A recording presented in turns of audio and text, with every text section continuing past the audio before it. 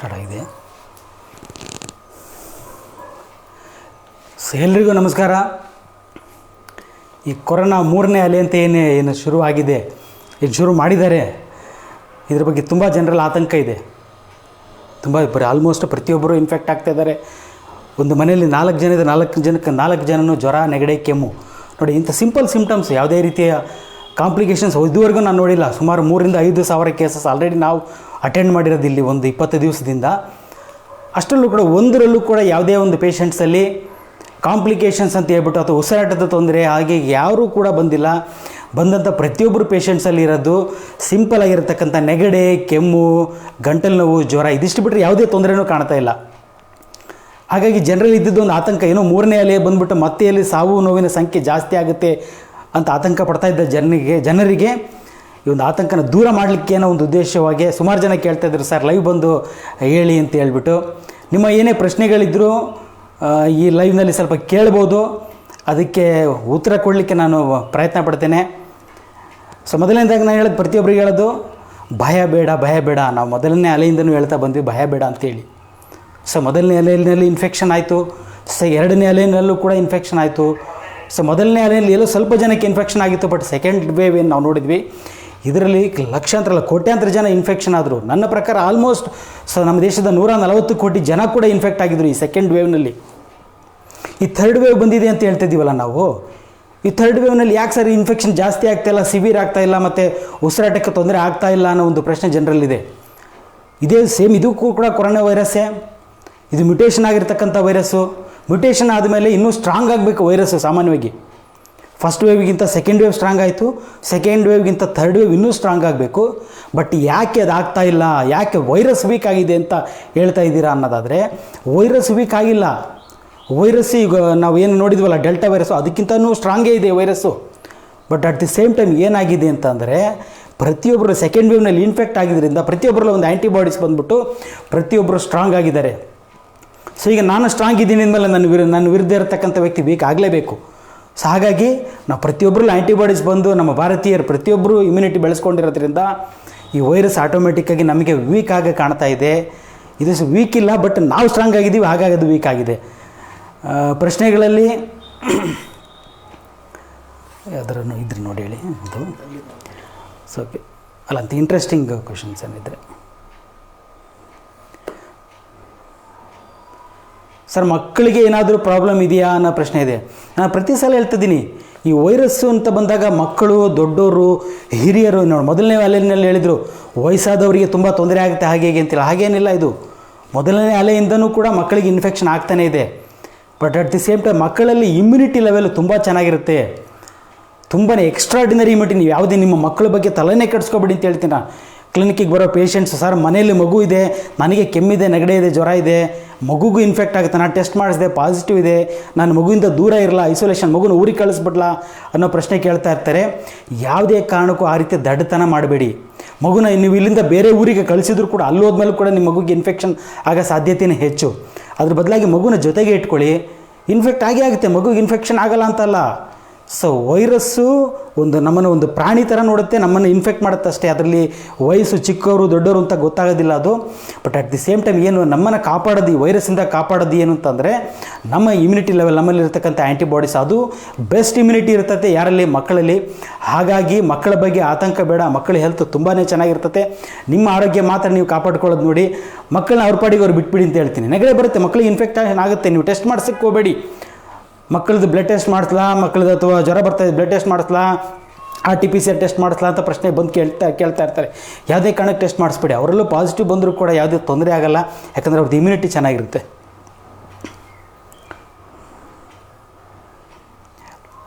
ಈಗ ಲಸಿಕೆ ತಗೊಂಡು 3 ಮಕ್ಕಳು ಸತ್ತಿದ್ದರ ಬಗ್ಗೆ ಹೇಳಿ ಪ್ಲೀಸ್. ಲಸಿಕೆ ಬಗ್ಗೆ ನಾನು ಮುಂಚೆಯಿಂದನೇ ಹೇಳ್ತಾ ಇದ್ದೆ, ಅನವಶ್ಯಕ. ಲಸಿಕೆ ಅನ್ನೋದು, ವ್ಯಾಕ್ಸಿನ್ ಅನ್ನೋದು ಪ್ಯಾಂಡಮಿಕ್ನಲ್ಲಿ ಅವಶ್ಯಕತೆ ಇಲ್ಲ. ನೀವು ಯಾವುದೇ ಒಂದು ಪ್ಯಾಂಡಮಿಕ್ ಅಂತ ತೊಗೊಂಡಾಗ 200 ವರ್ಷದ ಹಿಂದೆ ಪ್ಯಾಂಡಮಿಕ್ ಬಂದಿತ್ತು, ಅವಾಗ ಲಸಿಕೆ ಇತ್ತ, ವ್ಯಾಕ್ಸಿನ್ ಇತ್ತ, ಇರಲಿಲ್ಲ. ಆದರೂ ಕೂಡ ಅದು 1.5 ವರ್ಷ 2 ವರ್ಷದಲ್ಲ ಮಾಯ ಆಗೋಯ್ತು. ಏನು, ಪ್ರಕೃತಿಯಿಂದ ನಮ್ಮಲ್ಲಿ ಬಂದಂಥ ಒಂದು ಆ್ಯಂಟಿಬಾಡೀಸಿಂದ ಇಮ್ಯುನಿಟಿ ಲೆವೆಲ್ ಜಾಸ್ತಿಯಾಗಿ ಆ್ಯಂಟಿಬಾಡೀಸ್ ಆ ವೈರಸ್ನ ಕೊಲ್ಲೋದು. ಈ ಸಲನೂ ಅದೇ ಆಗಿರೋದು. ಎಲ್ಲರೂ ಹೇಳ್ತಾರೆ ನಾವು ವ್ಯಾಕ್ಸಿನ್ ತೊಗೊಂಡಿದ್ದೀವಿ ಹಂಗಾಗಿ ನಮ್ಮ ಇಮ್ಯುನಿಟಿ ಬಂದಿದೆ. ವ್ಯಾಕ್ಸಿನ್ನಿಗೂ ಇಮ್ಯುನಿಟಿಗೂ ಯಾವುದೇ ಸಂಬಂಧನೇ ಇಲ್ಲ. ವ್ಯಾಕ್ಸಿನೇ ಬೇರೆ, ಇಮ್ಯುನಿಟಿನೇ ಬೇರೆ. ಇಮ್ಯುನಿಟಿ ಅನ್ನೋದು ನಮ್ಮ ದೇಹದಲ್ಲಿ ಇರತಕ್ಕಂಥ ಒಂದು ರೋಗ ನಿರೋಧಕ ಶಕ್ತಿ. ಲಸಿಕೆ ಅನ್ನೋದು ಯಾವುದೇ ಕಾರಣಕ್ಕೂ ನಮ್ಮ ಇಮ್ಯುನಿಟಿ ಲೆವೆಲನ್ನು ಜಾಸ್ತಿ ಮಾಡಲಿಕ್ಕಾಗಲ್ಲ. ಸರಿ, ಲಸಿಕೆ ಏನು ಕೆಲಸ ಮಾಡ್ತತೆ? ನಿಮ್ಮಲ್ಲಿ ಇನ್ಫೆಕ್ಷನ್ ಮಾಡ್ತತೆ. ನಿಮ್ಮಲ್ಲಿ ಇನ್ಫೆಕ್ಷನ್ ಮಾಡಿ ನಿಮ್ಮಲ್ಲಿ ಆ್ಯಂಟಿಬಾಡೀಸ್ ಬರೋ ಹಾಗೆ ಮಾಡುತ್ತೆ. ಸರಿ, ಆಗಿದ್ದಲ್ಲಿ ನಿಮಗೆ ಇನ್ಫೆಕ್ಷನ್ ಆಗಿತ್ತು ಅಂತಂದರೆ ನಿಮಗೆ ಲಸಿಕೆಯ ಒಂದು ಅವಶ್ಯಕತೆ ಇರಲ್ಲ. ನೀವು ಎಕ್ಸ್ಪೋಸ್ ನೋಡಿ, ಹುಟ್ಟಿದ ಮಕ್ಕಳಿಗೆ ಲಸಿಕೆ ಕೊಡೋದು ಸಾಮಾನ್ಯವಾಗಿ. ಮಗು ಹುಟ್ಟಿದ ಮೇಲೆ 6 ಹುಟ್ಟಿದ ಮಗುಗೆ ಇಮಿಡಿಯೇಟಾಗಿ ಕೊಡ್ತಾರೆ. ಓರಲ್ ಪೋಲಿಯೋ ವ್ಯಾಕ್ಸಿನ್ಸ್ ಕೊಡ್ತಾರೆ.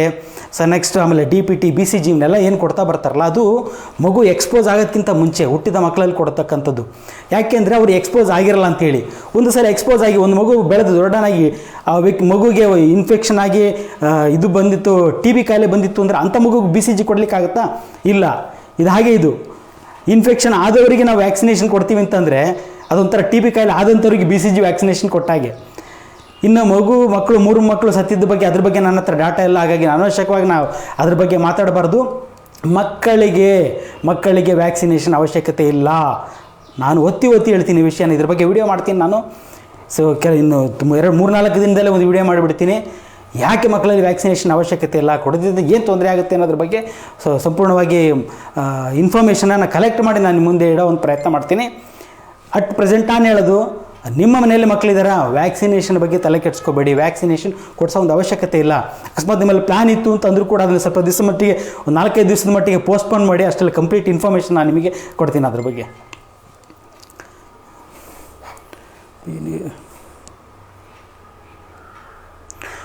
Sir, there would be any respiratory problem. My father has infected from Delta, had suffered a lot mental health issues. Respiratory issues ಏನಾದರೂ ಇರುತ್ತಾ ಈ ಒಂದು 3rd ವೇವ್ನಲ್ಲಿ ಅಂತ ಅಂತಾರೆ. ಬಟ್ ಇದೊಂದು ರೆಸ್ಪಿರೇಟ್ರಿ ವೈರಸ್ಸು. ಕೊರೋನಾ ಅನ್ನೋದೇ ಒಂದು respiratory virus. But at the same time ಏನಂತ ಅಂದರೆ, ಈ ವೈರಸ್ಸು ಮೊದಲು ನಮ್ಮಲ್ಲಿ ಇನ್ಫೆಕ್ಟ್ ಮಾಡೋದು ಮೂಗಿನಲ್ಲಿ ಮತ್ತು ಗಂಟಲಲ್ಲಿ. ನಾವು ಉಸಿರಾಟದ ಮುಖಾಂತರ ಬರುತ್ತೆ, ಗಾಳಿನಲ್ಲಿ ಬರುತ್ತೆ, ಬಂದ್ಬಿಟ್ಟು ನಮ್ಮ ಮೂಗನ್ನು ಮತ್ತು ಗಂಟಲನ್ನು ಇನ್ಫೆಕ್ಟ್ ಮಾಡುತ್ತೆ. ಇನ್ಫೆಕ್ಟ್ ಮಾಡಿ ನಂತರ ಕ್ರಮೇಣವಾಗಿ ನಮ್ಮ ಶ್ವಾಸಕೋಶದ ಕೆಳಭಾಗಕ್ಕೆ ಹೋಗುತ್ತೆ. ಲಂಗ್ಸ್ ಇನ್ಫೆಕ್ಷನ್ ಆಗುತ್ತೆ, ಇಲ್ಲ ಅಂತಲ್ಲ. ಈ ಒಮೆಕ್ರಾನ್ನಲ್ಲಿ ಲಂಗ್ ಇನ್ಫೆಕ್ಷನ್ ಆಗಲ್ಲ ಅಂತಲ್ಲ. ಬೇಸಿಕ್ ನಿಂಗೆ ಹೇಳ್ತೀನಿ ಕೇಳಿ. ಒಮೆಕ್ರಾನ್ ಕೂಡ ಲಂಗ್ ಇನ್ಫೆಕ್ಷನ್ ಮಾಡುತ್ತೆ. ಶ್ವಾಸಕೋಶದ ಕೆಳಭಾಗಕ್ಕೆ ಹೋಗಲ್ಲ ಅಂತಲ್ಲ, ಹೋಗುತ್ತೆ, 100% ಹೋಗುತ್ತೆ. ಬಟ್ ಏನಾಗುತ್ತೆ, ಫಸ್ಟ್ ಮೂಗಿಗೆ ಬರುತ್ತೆ, ಮೂಗಿಂದ ಗಂಟಲಲ್ಲಿರುತ್ತೆ. ಈಗ ನಾನು ಹೇಳಿದೆ, ಪ್ರತಿಯೊಬ್ಬರು ಕೂಡ ಎಕ್ಸ್ಪೋಸ್ ಆಗಿದ್ದೀವಿ, ಪ್ರತಿಯೊಬ್ಬರಲ್ಲೂ ಕೂಡ ಒಂದು ಆ್ಯಂಟಿಬಾಡೀಸ್ ಬಂದಿದೆ. ಸೊ ನನಗೆ ಒಮೆಕ್ರಾನ್ ಒಂದು ವೈರಸ್ ಬಂತು, ನಾನು ಮೂಗಲ್ಲಿ ಕೂತಿದ್ದೆ, ನಾನು ಗಂಟಲಲ್ಲಿ ಕೂತಿದ್ದೆ. ಅಲ್ಲಿಂದ ಅದು ಟ್ರಾವೆಲ್ ಮಾಡಿ ನನ್ನ ಶ್ವಾಸಕೋಶಕ್ಕೆ ಹೋಗಿ, ಅಂದರೆ ಮಲ್ಟಿಪ್ಲೈ ಆಗಬೇಕಿದ್ದು ವೈರಸ್ಸು.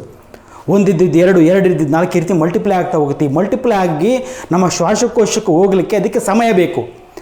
ಬಟ್ ಏನಾಗಿದೆ ಇಲ್ಲಿ, ಆಲ್ರೆಡಿ ನಾನು ಎಕ್ಸ್ಪೋಸ್ ಆಗಿ ನನ್ನಲ್ಲಿ ಆ್ಯಂಟಿಬಾಡೀಸ್ ಬಂದುಬಿಟ್ಟಿದೆ. ನನ್ನ ದೇಹದಲ್ಲಿರ್ತಕ್ಕಂಥ ಆ್ಯಂಟಿಬಾಡೀಸು ಈ ಮೂಗಿನಲ್ಲಿ ಗಂಟಲಲ್ಲಿ ಇರ್ತಕ್ಕಂಥ ವೈರಸ್ಸನ್ನೇ ಸಾಯಿಸ್ತಾ ಇದೆ.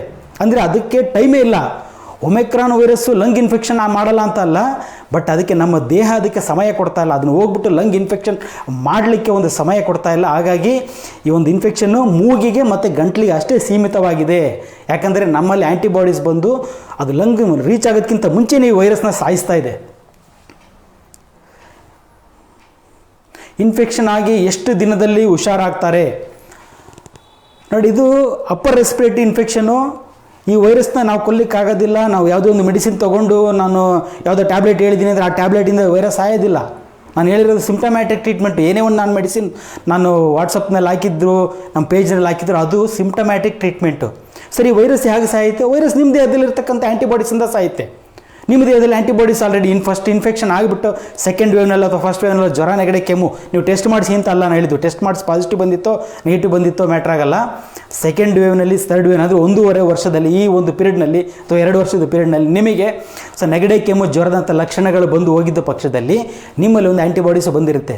ಒಂದು ಆ್ಯಂಟಿಬಾಡೀಸ್ ಬಂದಿರುತ್ತೆ ನಿಮ್ಮಲ್ಲಿ. ನೆಗಡೆ ಮೂಗಲ್ಲಿ ವೈರಸ್ ಬಂದುಬಿಟ್ಟು ನೆಗಡೆ ಮತ್ತು ಕೆಮ್ಮು ಶುರುವಾಗುತ್ತೆ. ಗಂಟ್ಲಲ್ಲಿ ಕುತ್ಕೊಳ್ಳುತ್ತೆ ವೈರಸ್ಸು.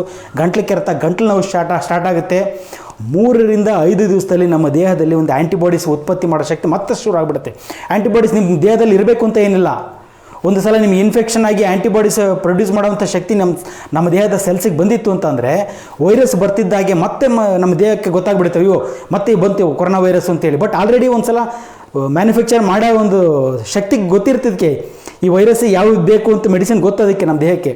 ಹಾಗಾಗಿ ಇಮ್ಮಿಡಿಯೇಟಾಗಿ ಆ್ಯಂಟಿಬಾಡೀಸ್ನ ಪ್ರೊಡ್ಯೂಸ್ ಮಾಡಿಬಿಟ್ಟು ಈ ವೈರಸ್ಸನ್ನು ಸಾಯಿಸುತ್ತೆ. ಹಾಗಾಗಿ 3 ರಿಂದ 5 ದಿವಸ ಈ 3rd ವೇವ್ನಲ್ಲಿ ನಾವು ಏನು ನೋಡ್ತಿದ್ದೀವಲ್ಲ, ಈ ವೈರಸ್ ಸಾಯಲಿಕ್ಕೆ, ನಮ್ಮ ದೇಹದಲ್ಲಿ ಸಾಯಲಿಕ್ಕೆ 3 ರಿಂದ 5 ದಿವಸದಲ್ಲಿ ವೈರಸ್ ಸತ್ತೋಗುತ್ತೆ. ಸೊ ಹಾಗಾಗಿ 5 ದಿವಸದ ನಂತರ ಸಾಮಾನ್ಯವಾಗಿ ನೆಗೆಟಿವ್ ಬರೋಕೆ ಬಿಟ್ಟು ನೋಡಿ ಸರ್ ಟೆಸ್ಟ್ ನೆಗೆಟಿವ್ ಬರಲ್ಲ ಪಾಸಿಟಿವ್ ಬಂತು, ಒಂದು ವಾರ ಬಿಟ್ಟು ಮಾಡಿದ್ರೆ ಪಾಸಿಟಿವ್ ಬಂತಾರೆ. ಪಾಸಿಟಿವ್ ನೆಗೆಟಿವ್ ತಲೆ ಕೆಡಿಸ್ಕೊಬೇಡಿ ನೀವು. ಯಾಕಂದರೆ ಇವನ್ನ ಡೆಡ್ ವೈರಸ್, ಸತ್ತೋಗಿರ್ತಕ್ಕಂಥ ವೈರಸ್ ನಮ್ಮ ಮೂಗಿನಲ್ಲಿ ಅಥವಾ ಗಂಟ್ಲಲ್ಲಿದ್ದು ನಾವು ಟೆಸ್ಟ್ ಮಾಡಿದ್ರು ಕೂಡ ಅದು ಪಾಸಿಟಿವ್ ಬರೋ ಸಾಧ್ಯತೆ ಇರುತ್ತೆ. ವೈರಸ್ ಕಂಪ್ಲೀಟಾಗಿ 3 ರಿಂದ 5 ದಿವಸದಲ್ಲಿ ಸಾಯುತ್ತೆ. ನೀವು ಸಿಂಪ್ಟಮ್ಯಾಟಿಕ್ ಟ್ರೀಟ್ಮೆಂಟ್ ಏನೇನು ನೆಗಡಿ ಕೆಮ್ಮು ಜ್ವರಕ್ಕೆ ಅದಕ್ಕೆ ಮೆಡಿಸಿನ್ ತೊಗೊಂಡ್ರೆ 3 ರಿಂದ 5 ದಿವಸದಲ್ಲಿ ಕಂಪ್ಲೀಟಾಗಿ ಗುಣಮುಖರಾಗ್ತೀರಾ. ಬಟ್ ಈ ನೆಗಡಿ ಕೆಮ್ಮು ಏನಿದೆಯಲ್ಲ, ಗಂಟ್ಲು ಥ್ರೋಟ್ ಇರಿಟೇಷನ್, ವೈರಲ್ ಇರಿಟೇಷನ್ ಏನು ಕಾಸ್ ಮಾಡೋಗಿರುತ್ತಲ್ಲ, ಅದು ಸ್ವಲ್ಪ ದಿವಸದ ಮಟ್ಟಿಗೆ ಕಂಟಿನ್ಯೂ ಆಗ್ಬೋದು. ಜ್ವರ 1 ದಿವಸಕ್ಕೆ ಕಮ್ಮಿ ಆಗುತ್ತೆ, 2 ದಿವಸಕ್ಕೆ ಕಮ್ಮಿ ಆಗುತ್ತೆ, 3 ದಿವಸಕ್ಕೆ ಕಮ್ಮಿ ಆಗ್ಬೋದು. ಬಟ್ ಥ್ರೋಟ್ ಇರಿಟೇಷನ್ ಸ್ವಲ್ಪ ದಿವಸ, ಕೆಮ್ಮು ಸ್ವಲ್ಪ ದಿವಸ ಕಂಟಿನ್ಯೂ ಆಗ್ಬೋದು. ಅದಕ್ಕೇನೋ ತಲೆಗೆಡ್ಸ್ಕೊಬೇಡಿ. ನಾನು ಹೇಳಿದೆ ಸ್ವಲ್ಪ ಬಿಸಿ ನೀರನ್ನು ಉಪಯೋಗಿಸಿ, ಸ್ವಲ್ಪ ಕಷಾಯನ ಕುಡೀರಿ. ನೋಡಿ ಫಸ್ಟ್ ವೇವ್ ಸೆಕೆಂಡ್ ವೇವ್ನಲ್ಲಿ ಕಷಾಯ ಉಪಯೋಗ ಇರಲಿಲ್ಲ ಅದು, ಯಾಕಂದ್ರೆ ಲೋಯರ್ ರೆಸ್ಪಿರೇಟರಿ ಇನ್ಫೆಕ್ಷನ್ ಆಗಿತ್ತು. ಬಟ್ ಈಗ ನೀವು ಕಷಾಯ ಕುಡಿಯೋದ್ರಿಂದ ಸ್ವಲ್ಪ ಉಪಯೋಗ ಆಗುತ್ತೆ. ಬೆಚ್ಚಗಿನ ನೀರನ್ನು ಕುಡೀರಿ, ಸ್ಟೀಮನ್ನು ತೊಗೋಬೋದು. ಶೀತ ತಲೆಬಾರ ಇದ್ದರೆ ಸ್ಟೀಮ್ ಕೂಡ ತೊಗೋಬೋದು. ನನ್ನ ಪ್ರಕಾರ 3 ರಿಂದ 5 ದಿವಸದಲ್ಲಿ ನೀವು ಪರ್ಫೆಕ್ಟಾಗಿರ್ತೀರ. ಇವತ್ತಿಗೆ ಹಾರ್ಟ್ ಅಟ್ಯಾಕ್ ಪ್ರಾಬ್ಲಮ್ ಜಾಸ್ತಿ ಆಗುತ್ತದೆ, ನಮಗೆ ವ್ಯಾಕ್ಸಿನೇಷನ್ ಮೇಲೆ ಅನುಮಾನ ಬರುತ್ತಿದೆ, ಇದಕ್ಕೆ ನೀವು ಏನು ಹೇಳುತ್ತೀರಾ? ಅದು ಪ್ರತಿಯೊಬ್ಬರು ಯೋಚನೆ ಮಾಡಬೇಕು. ನಾನು ಹೇಳಿದೆ, ಇನ್ನೊಬ್ರು ಯಾರು ಹೇಳಿದರು ಅಂತಲ್ಲ. ಇಷ್ಟು ದಿವಸ ಇಲ್ಲದೆ ಇರತಕ್ಕಂಥ ಹಾರ್ಟ್ ಅಟ್ಯಾಕು ಎಲ್ರಿಗೂ ಭಯ ಆಗುತ್ತೆ. ಸರ್ ನಾನು ವ್ಯಾಕ್ಸಿನೇಷನ್ ತೊಗೊಂಡ್ಬಿಟ್ಟಿದ್ರೆ ಆಗಿದ್ದು ನನಗೆ ಹಾರ್ಟ್ ಅಟ್ಯಾಕ್ ಆಗುತ್ತಾ ಹಾಗೆ ಹೇಗೆ ಅಂತೇಳಿ. ಆಗಬೇಕು ಅಂತ ಏನಿಲ್ಲ, ಬಟ್ ಸಾಧ್ಯ ಈಗ ಕೇಸಸ್ ಜಾಸ್ತಿ ಆಗಿರೋದಕ್ಕೆ ಅದಕ್ಕೊಂದು ಎಕ್ಸ್ಪ್ಲನೇಷನ್ ಬೇಕಲ್ಲ, ಏನೂ ಇಲ್ಲಲ್ಲ. ಯಾರೋ ಒಬ್ಬರು ಮೆಸೇಜ್ ಮಾಡ್ತಾರೆ, ಸರ್ ಇಲ್ಲ ಸರ್ ಲೈಫ್ ಸ್ಟೈಲ್ ಚೇಂಜ್ ಆಗಿಬಿಟ್ಟಿದೆ, ನಾವು ಫ್ಯಾಟಿ ಫುಡ್ ಜಾಸ್ತಿ ಯೂಸ್ ಮಾಡ್ತೀವಿ, ನಾನ್ ವೆಜ್ ಜಾಸ್ತಿ ಯೂಸ್ ಮಾಡ್ತಾಯಿದ್ದೀವಿ, ಅದರಿಂದ ನಮ್ಮಲ್ಲಿ ಈಗ ಹಾರ್ಟ್ ಅಟ್ಯಾಕ್ ಈಗಿನ ಒಂದು ಜನ್ರೇಷನಲ್ಲಿ ಜಾಸ್ತಿ ಆಗಿದೆ. ಜನ್ರೇಷನ್ ಬಗ್ಗೆ ಮಾತಾಡ್ತಾ ಇಲ್ಲ, ನಾವು ಮಾತಾಡ್ತಿರೋದು ಇಲ್ಲಿ ಈ ಒಂದು ವರ್ಷದಲ್ಲಿ ಕೇಸಸ್ ಜಾಸ್ತಿ ಆಗಿದೆ. ಡೆಫಿನೆಟಾಗಿ ಜಾಸ್ತಿ ಆಗಿದೆ 1 ವರ್ಷದಲ್ಲಿ. ನಮಗೆ ಗೊತ್ತಿದ್ದಾಗ ಎಷ್ಟೊಂದು ಕೇಸಸ್ ನಾವು ನೋಡಿದ್ದೀವಿ, ನಿಮಗೂ ಗೊತ್ತು. ಯುವಕರೆಲ್ಲ ಹೃದಯಾಘಾತವಾಗಿ ಸತ್ತಿದ್ದಾರೆ. ಈ 1 ವರ್ಷದಲ್ಲಿ ಜಾಸ್ತಿ ಆಗಲಿಕ್ಕೆ ಏನು ಕಾರಣ? ಊಟದಲ್ಲಿ ಸ್ಟ್ರೆಸ್ಸು, ಅದು ಸ್ಟ್ರೆಸ್ ಎಲ್ಲ 1 ವರ್ಷದಲ್ಲಿ ಬಂದಿದ್ದೀರದಲ್ಲ ಸ್ಟ್ರೆಸ್ ಅನ್ನೋದು. ಸುಮಾರು ವರ್ಷಗಟ್ಟಲೆ 4-5 ವರ್ಷದಿಂದನೂ ಇರಬೇಕಾಗಿತ್ತು ಈ ರೀತಿ. ಒಂದು 5 ವರ್ಷದಲ್ಲಿ ಈ ಡೆತ್ಸ್ ಜಾಸ್ತಿ ಆಗ್ತದೆ ಅಂತ ಏನಾದರೂ ನಾವು ಹೇಳಿದರೆ ಆವಾಗ ಏನಾದರೂ ಇರ್ಬೋದು ಈ ರೀತಿ ಸ್ಟ್ರೆಸ್ಸಿಗೆ ಸಂಬಂಧಪಟ್ಟ ಹಾಗೆ ಅಥವಾ ನಮ್ಮ ಆಹಾರ ಪದ್ಧತಿಗೆ ಸಂಬಂಧಪಟ್ಟ ಹಾಗೆ ಅಂತೇಳಿ. ಬಟ್ ಇದು 1 ವರ್ಷದಲ್ಲಿ ನಾವು ನೋಡ್ತಾ ಇರೋದು ಅತಿ ಹೆಚ್ಚು ಹೃದಯಾಘಾತಗಳನ್ನು. ಆ್ಯಕ್ಚುಲಿ ಪ್ರತಿಯೊಬ್ಬರು ಇದ್ರ ಬಗ್ಗೆ ವಿಚಾರ ಮಾಡಬೇಕು, ಇದ್ರ ಬಗ್ಗೆ ಆ್ಯಕ್ಚುಲಿ ರಿಸರ್ಚ್ ಆಗಬೇಕು. ಯಾಕಂದರೆ ಇನ್ನು ಮುಂದಾದರೂ ತಡೆಗಟ್ಬೋದಾ ನಾವು ಈ ಹೃದಯಾಘಾತಗಳನ್ನು, ಇನ್ನು ಮುಂದಕ್ಕಾದರೂ ತಡೆಗಟ್ಬೋದಾ ಅನ್ನೋ ಒಂದು ಉದ್ದೇಶದಿಂದ ಇದ್ರ ಮೇಲೆ ಆ್ಯಕ್ಚುಲಿ ರಿಸರ್ಚ್ ಆಗಬೇಕಾಗಿರೋದು ಈ ಹೃದಯಾಘಾತದ ಮೇಲೆ ಅಂತ ನನ್ನ ಅಭಿಪ್ರಾಯ.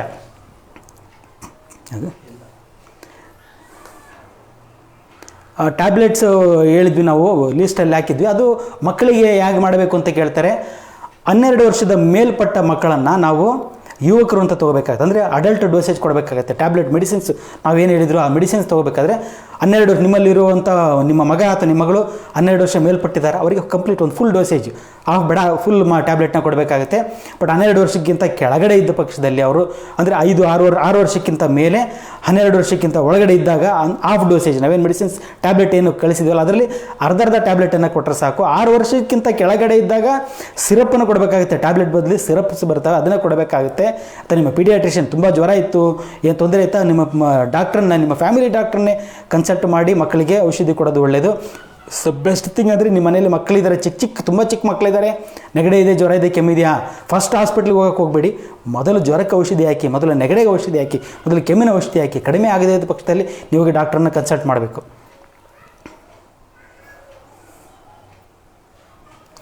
ನೀವು ವ್ಯಾಕ್ಸಿನೇಷನ್ ತೊಗೊಂಡಿಲ್ವಾ? ನಾನೇ ಫಸ್ಟ್ ವ್ಯಾಕ್ಸಿನೇಷನ್ ತೊಗೊಂಡಿದ್ದು. ನಮ್ಮ ದೇಶದಲ್ಲಿ ಫಸ್ಟ್ ವ್ಯಾಕ್ಸಿನೇಷನ್ ತೊಗೊಂಡಂಥ ವ್ಯಕ್ತಿ ಅಂತಂದರೆ ನಾನು. ಯಾವ ರೀತಿ ಅಂತಂದರೆ ಇಂಜೆಕ್ಷನ್ ರೂಪದಲ್ಲಿ ತೊಗೊಳ್ಳಿಲ್ಲ, ಎಕ್ಸ್ಪೋಸ್ ಆದೆ ನಾನು. ಪೇಷಂಟ್ಸಿಗೆ ಎಕ್ಸ್ಪೋಸ್ ಆದೆ. ಒಂದು ದಿವಸನೂ ನಾನು ಮನೇಲಿ ಕೂರಲಿಲ್ಲ. ಜ್ವರ ಅಂತ ಬರ್ತಿದ್ದಂಥ ಪೇಷಂಟ್ಸ್, ಸರ್ ಕೋವಿಡ್ ಇರ್ಬೋದಾ ಅಂತ, ಕೋವಿಡ್ ಇರಲಿ ಬಿಡಿ, ತಲೆ ಕೆಡ್ಸ್ಕೊಬೇಡಿ ಅಂತೇಳಿ ಪ್ರತಿಯೊಂದು ಕೋವಿಡ್ ಪೇಷಂಟ್ಸಿಗೆ ಡೈರೆಕ್ಟ್ ಎಕ್ಸ್ಪೋಸ್ ಆದೆ. ವಿತೌಟ್ ಮಾಸ್ಕ್ ಎಕ್ಸ್ಪೋಸ್ ಆಗ್ತಾಯಿದ್ದೆ. ಸೊ ಎಕ್ಸ್ಪೋಸ್ ಆದಾಗ ನನ್ನಲ್ಲಿ ವೈರಸ್ ಬರ್ತಾಯಿತ್ತು, ನನ್ನಲ್ಲಿ ವೈರಸ್ ಬಂದು ನನ್ನಲ್ಲಿ ಆ್ಯಂಟಿಬಾಡೀಸ್ ನಾನು ಬೆಸ್ಟ್ ವ್ಯಾಕ್ಸಿನೇಷನ್ ತೊಗೊಂಡಿದ್ದೀನಿ.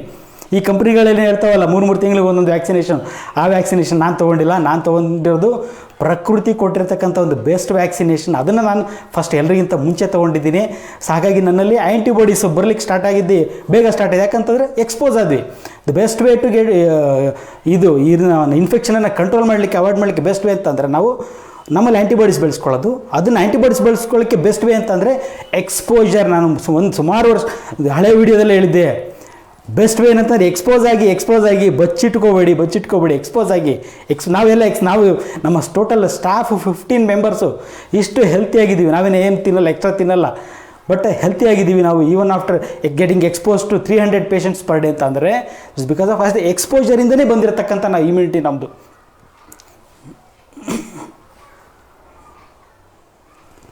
ಸ್ಮೋಕಿಂಗಿಗೂ ಇಮ್ಯುನಿಟಿ ಲೆವೆಲ್ಗೂ ಕೇಳ್ತಾರೆ. ಸ್ಮೋಕಿಂಗಿಗೂ ಇಮ್ಯುನಿಟಿ ಲೆವೆಲ್ಗೂ ಏನೂ ಸಂಬಂಧ ಇಲ್ಲ. ಬಟ್ ಸ್ಮೋಕ್ ಮಾಡೋದ್ರಿಂದ ನಿಮ್ಮ ಶ್ವಾಸಕೋಶದಲ್ಲಿ ಇರಿಟೇಷನ್ ಜಾಸ್ತಿ ಆಗಿಬಿಟ್ಟು ಕೆಮ್ಮು ಬರೋ ಸಾಧ್ಯತೆ ಜಾಸ್ತಿ ಆಗಿ ರೀತಿ ಕೆಮ್ಮು ಬಂದಾಗ ನಿಮಗೆ ಭಯ ಅಷ್ಟು ಆಗುತ್ತೆ, ಕೆಮ್ಮು ಬಂದಿದೆ ನನಗೆ ಕೊರೋನಾ ಇನ್ಫೆಕ್ಷನ್ ಆಗಿರ್ಬೋದಾ ಅಂತೇಳಿ. ಬಟ್ ಸ್ಮೋಕಿಂಗಿಗೂ ಮತ್ತು ಇಮ್ಯುನಿಟಿ ಲೆವೆಲ್ಗೂ ಯಾವುದೇ ರೀತಿ ಸಂಬಂಧ ಇರೋದಿಲ್ಲ. Sir, can I send my 9 years old son to play outside? ಮೊದಲು ಕಳಿಸಿ, ಮನೇಲಿ ಇಟ್ಕೊಬಿಡಿ ಮಕ್ಕಳನ್ನ. ಮಕ್ಕಳು ಇಮ್ಯುನಿಟಿ ಜಾಸ್ತಿ ಮಾಡಬೇಕಾ? ಬಿಸಿಲಲ್ಲಿ ಆಟ ಆಡ್ಲಿಕ್ಕೆ ಬಿಡಿ, ಎಲ್ಲರ ಜೊತೆಗೆ ಆಟ ಆಡ್ಲಿಕ್ಕೆ ಬಿಡಿ, ಮಕ್ಕಳು ಇಮ್ಯುನಿಟಿ ಲೆವೆಲ್ ಜಾಸ್ತಿ ಆಗುತ್ತೆ. What is the prescription for mild fever and throat in third ವೇವ್ನಲ್ಲಿ? ಮೈಲ್ಡ್ ಫೀವರ್ ಥ್ರೋಟಿಗೆ ಏನು ಪ್ರಿಸ್ಕ್ರಿಪ್ಷನ್? ನಾವು ಸ್ಪೆಸಿಫಿಕ್ ನೋಡಿ ಸಿಂಪ್ಟಮ್ಯಾಟಿಕ್ ಟ್ರೀಟ್ಮೆಂಟು, ಅದು ಟ್ರೀಟ್ಮೆಂಟ್ ಮೆಡಿಸಿನ್ಸ್ ಲೀಸ್ಟನ್ನು ಕೂಡ ನಾವು ನಮ್ಮ ವಾಟ್ಸಪ್ ಇದರಲ್ಲಿ ಹಾಕಿದ್ದೀವಿ. ನೀವು ಹಾಯ್ ಅಂತ ನಮ್ಮ ಲಾಸ್ಟ್ ವೀಡಿಯೋದಲ್ಲಿ ಹೇಳಿದ್ದೀನಿ, ಹಾಯ್ ಅಂತ ಆ ನಂಬರಿಗೆ ನೀವು ಮೆಸೇಜ್ ಕಳಿಸಿದ್ರೆ ನಿಮಗೆ ಲೀಸ್ಟ್ ಬರುತ್ತೆ. ಅದನ್ನು ಮಕ್ಕಳಿಗಾಗಲಿ ದುಡ್ಡು ಹೇಳಿದೆ, 6ರಿಂದ 12 ವರ್ಷದ ಮಕ್ಕಳಿಗೆ ಅರ್ಧ ಡೋಸೇಜ್ ಕೊಡಿ, 12 ವರ್ಷದಕ್ಕಿಂತ ಮೇಲ್ಪಟ್ಟವರಿಗೆ ಫುಲ್ ಡೋಸೇಜ್ ಕೊಡಿ, 6 ವರ್ಷದ ಒಳಗಿದ್ದರೆ ಸಿರಪ್ ಕೊಡಬೇಕು ಅಂತ ಹೇಳ್ಬಿಟ್ಟು. ಗರ್ಭಿಣಿಯವರಿಗೆ ಜ್ವರ ತಲೆನೋವು ಬಂದರೆ ಮಾತ್ರೆ ತೊಗೋಬೋದಾ? ಯಾವ ಮಾತ್ರೆ ತೊಗೋಬೋದು? ನೋಡಿ, ನಾನು ಕಳಿಸಿರೋ ಲೀಸ್ಟ್ ನಮ್ಮ ಮೆಡಿಸಿನ್ನಲ್ಲಿ ಯಾವುದೇ ಒಂದು ಆ್ಯಂಟಿಬಯೋಟಿಕ್ ಇಲ್ಲ. ಆ್ಯಂಟಿಬಯೋಟಿಕ್ಸನ್ನು ಅವಾಯ್ಡ್ ಮಾಡ್ತಾ ಬರಬೇಕು, ಕೆಲವೊಂದು ಮೆಡಿಸಿನ್ಸನ್ನು ಅವಾಯ್ಡ್ ಮಾಡ್ತಾ ಬರಬೇಕಾಗುತ್ತೆ ಪ್ರೆಗ್ನೆನ್ಸಿನಲ್ಲಿ. ಸೊ ಹಾಗಾಗಿ ನಾವು ಕಳಿಸಿರೋದು ಸೇಫ್ ಮೆಡಿಸಿನ್ಸ್, ಮಕ್ಕಳಿಗೆ ಕೊಟ್ಟರು ಏನೂ ತೊಂದರೆ ಆಗೋಲ್ಲ ಅಂತಂದಾಗ ಗರ್ಭಿಣಿಯವರಿಗೆ ಏನೂ ತೊಂದರೆ ಆಗೋಲ್ಲ. ಸಿಂಪ್ಟಮ್ಯಾಟಿಕ್ ಟ್ರೀಟ್ಮೆಂಟ್ ಯಾವುದೇ ಸಮಸ್ಯೆ ಕೊಡೋದಿಲ್ಲ. ಸಿಂಪ್ಟಮ್ಯಾಟಿಕ್ ಟ್ರೀಟ್ಮೆಂಟ್ ಏನು ಹೇಳಿದ್ದೀವಲ್ಲ, ಸೊ ಲೀಸ್ಟ್ ಆಫ್ ಮೆಡಿಸಿನ್ಸ್ ಅದು ಎಲ್ಲರಲ್ಲೂ, ಪ್ರತಿಯೊಬ್ಬರಲ್ಲೂ, ಮಕ್ಕಳಲ್ಲೂ ಸೇಫು, ವಯಸ್ಸಾದವರಲ್ಲೂ ಸೇಫು, ಗರ್ಭಿಣಿಯವರಲ್ಲೂ ಕೂಡ ಸೇಫ್ ಅಂತ ಹೇಳ್ತೀನಿ. ಲಸಿಕೆ ಪಡೆಯದಿದ್ದರೆ ಕಾಲೇಜಿಗೆ ಸೇರಿಸಲ್ಲ, ಏನು ಮಾಡುವುದು ಸರ್? ಇದೊಂದು ದುರ್ಭಾಗ್ಯ ಅಂತಲೇ ಹೇಳಬೇಕು. ಪ್ರತಿಯೊಬ್ಬರು ಫೈಟ್ ಮಾಡಬೇಕು. ನಾನೊಬ್ಬನೇ ಎಷ್ಟು ಅಂತ ಮಾತಾಡಲಿ, ಪ್ರತಿಯೊಬ್ಬರು ಫೈಟ್ ಮಾಡಬೇಕು, ಇದ್ರ ವಿರುದ್ಧ ಮಾತಾಡಬೇಕು.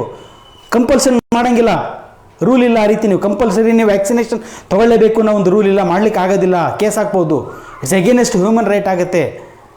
ಹಾಗಾಗಿ ಲಸಿಕೆ ಅನ್ನೋದು ನನ್ನ ಅಭಿಪ್ರಾಯ, ನನ್ನ ಸ್ವಂತ ಅಭಿಪ್ರಾಯ ಆಗಿರಬೇಕು. ನನಗೆ ಬೇಕಾ ನನಗೆ ಬೇಡವಾ ಅನ್ನೋದು, ತೊಗೊಳ್ಳೋ ಇಷ್ಟ ಇದ್ದರೆ ತೊಗೋಬೋದು, ತೊಗೊಳ್ಳದೇ ಇದ್ದರೆ ಬಿಡ್ಬೋದು. ಈ ರೀತಿ ಒಂದು ಹೇಳಿಕೆ ಕೊಡಬೇಕು. ಅದನ್ನು ಬಿಟ್ಟು ಕಂಪಲ್ಷನ್ ಮಾಡೋದಿದೆಯಲ್ಲ, ಇದು ತಪ್ಪು. ಇದನ್ನು ಪ್ರತಿಯೊಬ್ಬರು ಕೂಡ ವಿರೋಧಿಸ್ಬೋದು. ನೀವು ಒಪ್ಕೊಳ್ಳೋ ಒಂದು ಅವಶ್ಯಕತೆ ಏನಿಲ್ಲ, ನೀವು ವಿರೋಧಿಸ್ಬೋದು. ಇದನ್ನು ಲೀಗಲಿ ನೀವು ಇದು ಮಾಡ್ಬೋದು, ಯಾವುದೇ ಕಾರಣಕ್ಕೂ ಅವ್ರು ಪ್ರೆಷರ್ ಹಾಕ್ಲಿಕ್ಕೆ ಆಗಲ್ಲ. ನಾನು ಆ ವ್ಯಾಕ್ಸಿನ್ ಹಾಕಿಸಿಲ್ಲ, ಏನು ಮಾಡಲಿ, ಏನು ಮಾಡಿಬಿಡಿ, ಊಟ ಮಾಡ್ಕೊಂಡು ಆರಾಮಾಗಿ ಆರೋಗ್ಯ ಕಾಪಾಡ್ಕೊಂಡಿರಿ ಅಷ್ಟೇ, ಭಯ ಪಡೋದನ್ನು ಬಿಟ್ಬಿಡಿ ಅಷ್ಟೇ.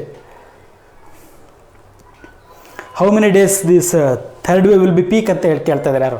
ಅಂದರೆ ಪ್ರತಿಯೊಬ್ಬರು ಒಂದು ಇದೇನೆಂದರೆ, ಯಾವಾಗ ಇದು ಅಂತ್ಯ, 3ನೇ ಅಲೆ ಅಂತ್ಯ ಯಾವಾಗ ಅನ್ನೋದು ಪ್ರಶ್ನೆ ಇದೆ. ಸುಮಾರು ಜನ ಕೇಳ್ತಾರೆ, ಸರ್ ಇದನ್ನು ಯಾವಾಗ ಮುಗಿಯುತ್ತೆ ಸರ್ ಅಂತೇಳಿ. ಲಾಸ್ಟ್ ವೀಡಿಯೋದಲ್ಲಿ ಹೇಳಿದ್ದೀನಿ ನಾನು, ಹೋಗ್ತಾ ಇದೆ, ರೈಸ್ ಆಗ್ತಾ ಇದೆ. 1 ಲಕ್ಷ ಕೇಸಸ್ ಬರುತ್ತೆ. ಇನ್ನೊಂದು 2 ದಿವಸ 3 ದಿವಸದಲ್ಲಿ ನಮ್ಮ ಕರ್ನಾಟಕದಲ್ಲಿ ಮಾಡಿದರೆ, ಒಂದು 4 ದಿವಸದಲ್ಲಿ ಮಾಡಿದರೆ 1 ಲಕ್ಷ ಕೇಸ್ ಬರುತ್ತೆ.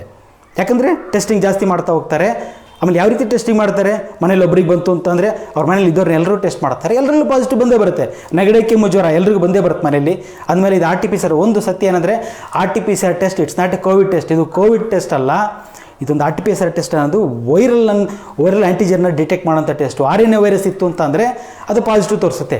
ಸೊ ಇದನ್ನು ಕೋವಿಡ್ ಟೆಸ್ಟ್ ಅಂತ ಲೇಬಲ್ ಮಾಡ್ತಾರೆ, ತಪ್ಪಿದು. It's an positive RT-PCR test. Any virus, ಯಾವುದೇ ಒಂದು RNA ವೈರಸ್ ಇದ್ದರೂ ಕೂಡ ಪಾಸಿಟಿವ್ ಅಂತ ಡಿಟೆಕ್ಟ್ ಮಾಡ್ಬೋದು. ಹಾಗಾಗಿ ನಿಮಗೆ RT-PCR ಮಾಡಿಬಿಟ್ಟು ಪಾಸಿಟಿವ್ ಕೊಟ್ಟಿದ್ದಾರೆ ಅಂದ ತಕ್ಷಣ ನನಗೆ ಕೋವಿಡ್ ಇದೆ ಅಂತ ತಲೆಯಲ್ಲಿ ಇಟ್ಕೋಬೇಡಿ. ಯಾವುದೇ ಒಂದು ಸಿಂಪಲ್ ಆಗಿರ್ತಕ್ಕಂಥ ವೈರಸ್, ಈಗಿರೋದು ಒಂದು ಸಿಂಪಲ್ ವೈರಸ್ ಅಂತ ಅನ್ಕೊಂಬಿಡಿ. ಒಂದು ಸಿಂಪಲ್ ವೈರಲ್ ಇನ್ಫೆಕ್ಷನ್ ಇದ್ದರೂ ಕೂಡ ನಿಮಗೆ RT-PCR ಅಂತ ಪಾಸಿಟಿವ್ ತರಿಸ್ಬಿಟ್ಟು ಕೋವಿಡ್ ಪಾಸಿಟಿವ್ ಅಂತ ಹೇಳ್ತಾರೆ.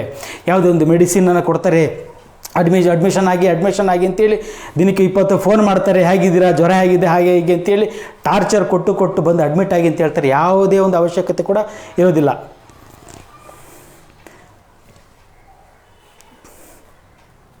Sir, will same person get affected 2 times?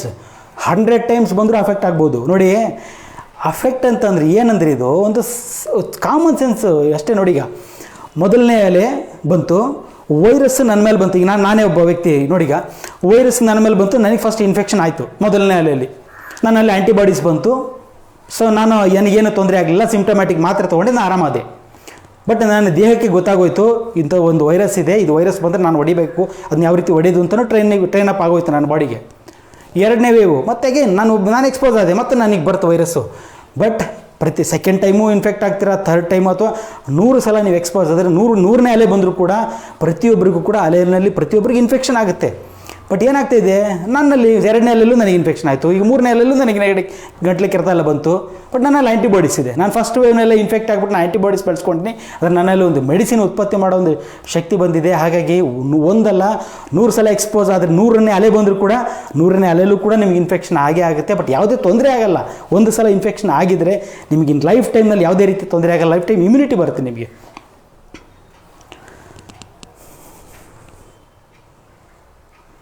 ತುಂಬ ಜನಕ್ಕೆ ಥ್ರೋಟ್ ಪೇಯ್ನ್ ಕೋಲ್ಡ್ ಆಗ್ತಾ ಇದೆ ಇವಾಗ. ಯಾಕೆ ಸರ್ ಅಂತಾರೆ. ನಾನು ಅದನ್ನೇ ಹೇಳಿದ್ನಲ್ಲ, upper respiratory tract infection, Omicron virus ಇದೆ ಅಂತ ಅಂದ್ಕೊಳ್ಳಿ. ಈಗ ಇದು ನಾನು ಇವತ್ತು ಪೇಷಂಟ್ ನೋಡ್ತಾ ಇದ್ದೀನಿ, ನನ್ನ ಎದುರಿಗೆ ಒಂದು ಒಮೆಕ್ರಾನ್ ವೈರಸ್ ಇದೆ. ನಾನು ಆ ಒಮೆಕ್ರಾನ್ ವೈರಸ್ಸು ನನ್ನ ಉಸಿರು ಮುಖಾಂತರ ಬರ್ತಿದ್ದು, ಕೆಮ್ಮು ಬೇಕಾಗಿಲ್ಲ. ಅಪ್ಪರ್ ರೆಸ್ಪಿರೇಟರಿ ಟ್ರ್ಯಾಕ್ಟ್ ಇನ್ಫೆಕ್ಷನ್ ಉಸಿರು ಮುಖಾಂತರ ಬರುತ್ತೆ. ಅವನು ಉಸಿರಾಡ್ತಾ ಇದ್ದಾನೆ, ನಾನು ಆ ಉಸಿರು ನನಗೆ ತಾಗುತ್ತೆ, ಗಾಳಿನಲ್ಲಿರುತ್ತೆ. ಅದು ನನ್ನ ಮೂಗು ಮತ್ತು ಗಂಟ್ಲಿಗೆ ಎಂಟ್ರಿ ಆಗುತ್ತೆ. ಮೂಗಿನಲ್ಲಿ ಕೂತ್ಕೊಳ್ಳುತ್ತೆ, ಗಂಟಲ್ಲಿ ಕೂತ್ಕೊಳ್ಳುತ್ತೆ, ಅಲ್ಲಿ ಮಲ್ಟಿಪ್ಲೈ ಆಗ್ಲಿಕ್ಕೆ ಸ್ಟಾರ್ಟ್ ಮಾಡುತ್ತೆ. ಮಲ್ಟಿಪ್ಲೈ ಆಗ್ತಿರುತ್ತೆ. 1 2 2 4 ರೀತಿ ಮಲ್ಟಿಪ್ಲೈ ಆಗ್ತಾ ಹೋಗುತ್ತೆ. ಅದು ಶ್ವಾಸಕೋಶ ರೀಚ್ ಆಗೋದಕ್ಕಿಂತ ಮುಂಚೆ, ಅಂದರೆ ಮೂಗಿನಲ್ಲಿ ಮತ್ತು ಗಂಟ್ಲಲ್ಲಿ ಇದ್ದಾಗಲೇ 3 ರಿಂದ 5 ದಿವಸ ಏನು ಟೈಮು ಅಥವಾ 5 ಡೇಸ್ ನನ್ನ ಪ್ರಕಾರ ಮ್ಯಾಕ್ಸಿಮಮ್ ಆ ಒಂದು ಡ್ಯೂರೇಷನ್ನಲ್ಲೇ ಆ್ಯಂಟಿಬಾಡೀಸ್ ನಮ್ಮಲ್ಲಿ ಉತ್ಪತ್ತಿ ಆಗಿ ವೈರಸ್ ಹತ್ತೋಗುತ್ತೆ. ಸೊ ಬಟ್ ಏನಾಗುತ್ತೆ ನೋಡಿ, ಮೂಗಲ್ಲಿತ್ತು, ಗಂಟ್ಲಲ್ಲಿತ್ತು, ಹಾಗಾಗಿ ನೆಗಡೆ ಮತ್ತು ಕೆಮ್ಮು, ಗಂಟ್ಲು ಪೇಯ್ನ್, ಗಂಟ್ಲು ನೋವೆಲ್ಲ ಶುರು ಆಗ್ತಾ ಇದೆ. ಸೊ ಒಂದು ಹಾಗೆ ಕೆಮ್ಮು ಕಂಟಿನ್ಯೂ ಆಗುತ್ತೆ. ಇರಿಟೆಂಟ್ ಕಾಫ್ ಇದು. ಒಂದು ಸ್ವಲ್ಪ ಗಂಟ್ಲು ಕೆರೆತ ಗಾಯ ಮಾಡಿರುತ್ತೆ. ನಾವು ಗಂಟ್ಲಲ್ಲಿ ನೋಡ್ಕೊಂಡ್ರೆ ಕೆಂಪು ರೆಡ್ನೆಸ್ ಬಂದಿರ್ತೈತಿ ಒಂದು ಇನ್ಫೆಕ್ಷನ್ ಆಗಿದ್ದಾಗ. ಯಾಕೆಂತಂದರೆ ಅಲ್ಲಿ ಗಾಯ ಆದಾಗ ಆಗಿರ್ತೈತೆ. ಅದು ಕೂಡ ಏನೋ ತೊಂದರೆ ಆಗೋದಿಲ್ಲ. ಸ್ವಲ್ಪ ಒಂದು 4-5 ದಿವಸ ಅಥವಾ ಒಂದು ವಾರ 10 ದಿವಸ ಟೈಮ್ ತೊಗೋಬೋದು. ಜ್ವರ 1 ದಿವಸಕ್ಕೆ ಕಮ್ಮಿ ಆಗೋಗ್ಬಿಡುತ್ತೆ. ಬಟ್ ಈ ಗಂಟ್ಲು ಕೆರೆತ, ಗಂಟ್ಲು ನೋವು ಮತ್ತು ಕೆಮ್ಮು ಇದೊಂದು ಸ್ವಲ್ಪ ದಿವಸ 8 ರಿಂದ 10 ದಿವಸ ಕಂಟಿನ್ಯೂ ಆಗುತ್ತೆ. ಬಟ್ ಸ್ವಲ್ಪ ಕ್ರಮೇಣ ಕಡಿಮೆ ಆಗ್ತಾ ಸಂಪೂರ್ಣವಾಗಿ ಹೋಗ್ಬಿಡುತ್ತದು.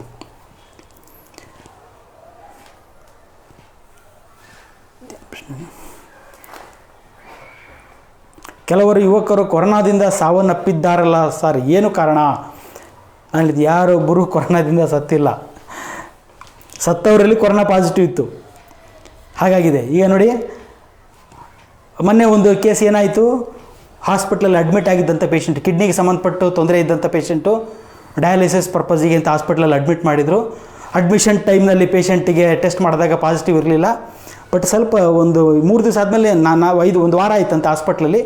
ಒಂದು ವಾರ ಆದಮೇಲೆ ಯಾಕೋ ಜ್ವರ ಬಂತು ಅಂತ ಹೇಳ್ಬಿಟ್ಟು ಹಾಸ್ಪಿಟ್ಲಲ್ಲಿ ಇರ್ತಕ್ಕಂಥ ಪೇಷಂಟ್ ಅಡ್ಮಿಟ್ ಆದಾಗ ನೆಗೆಟಿವ್.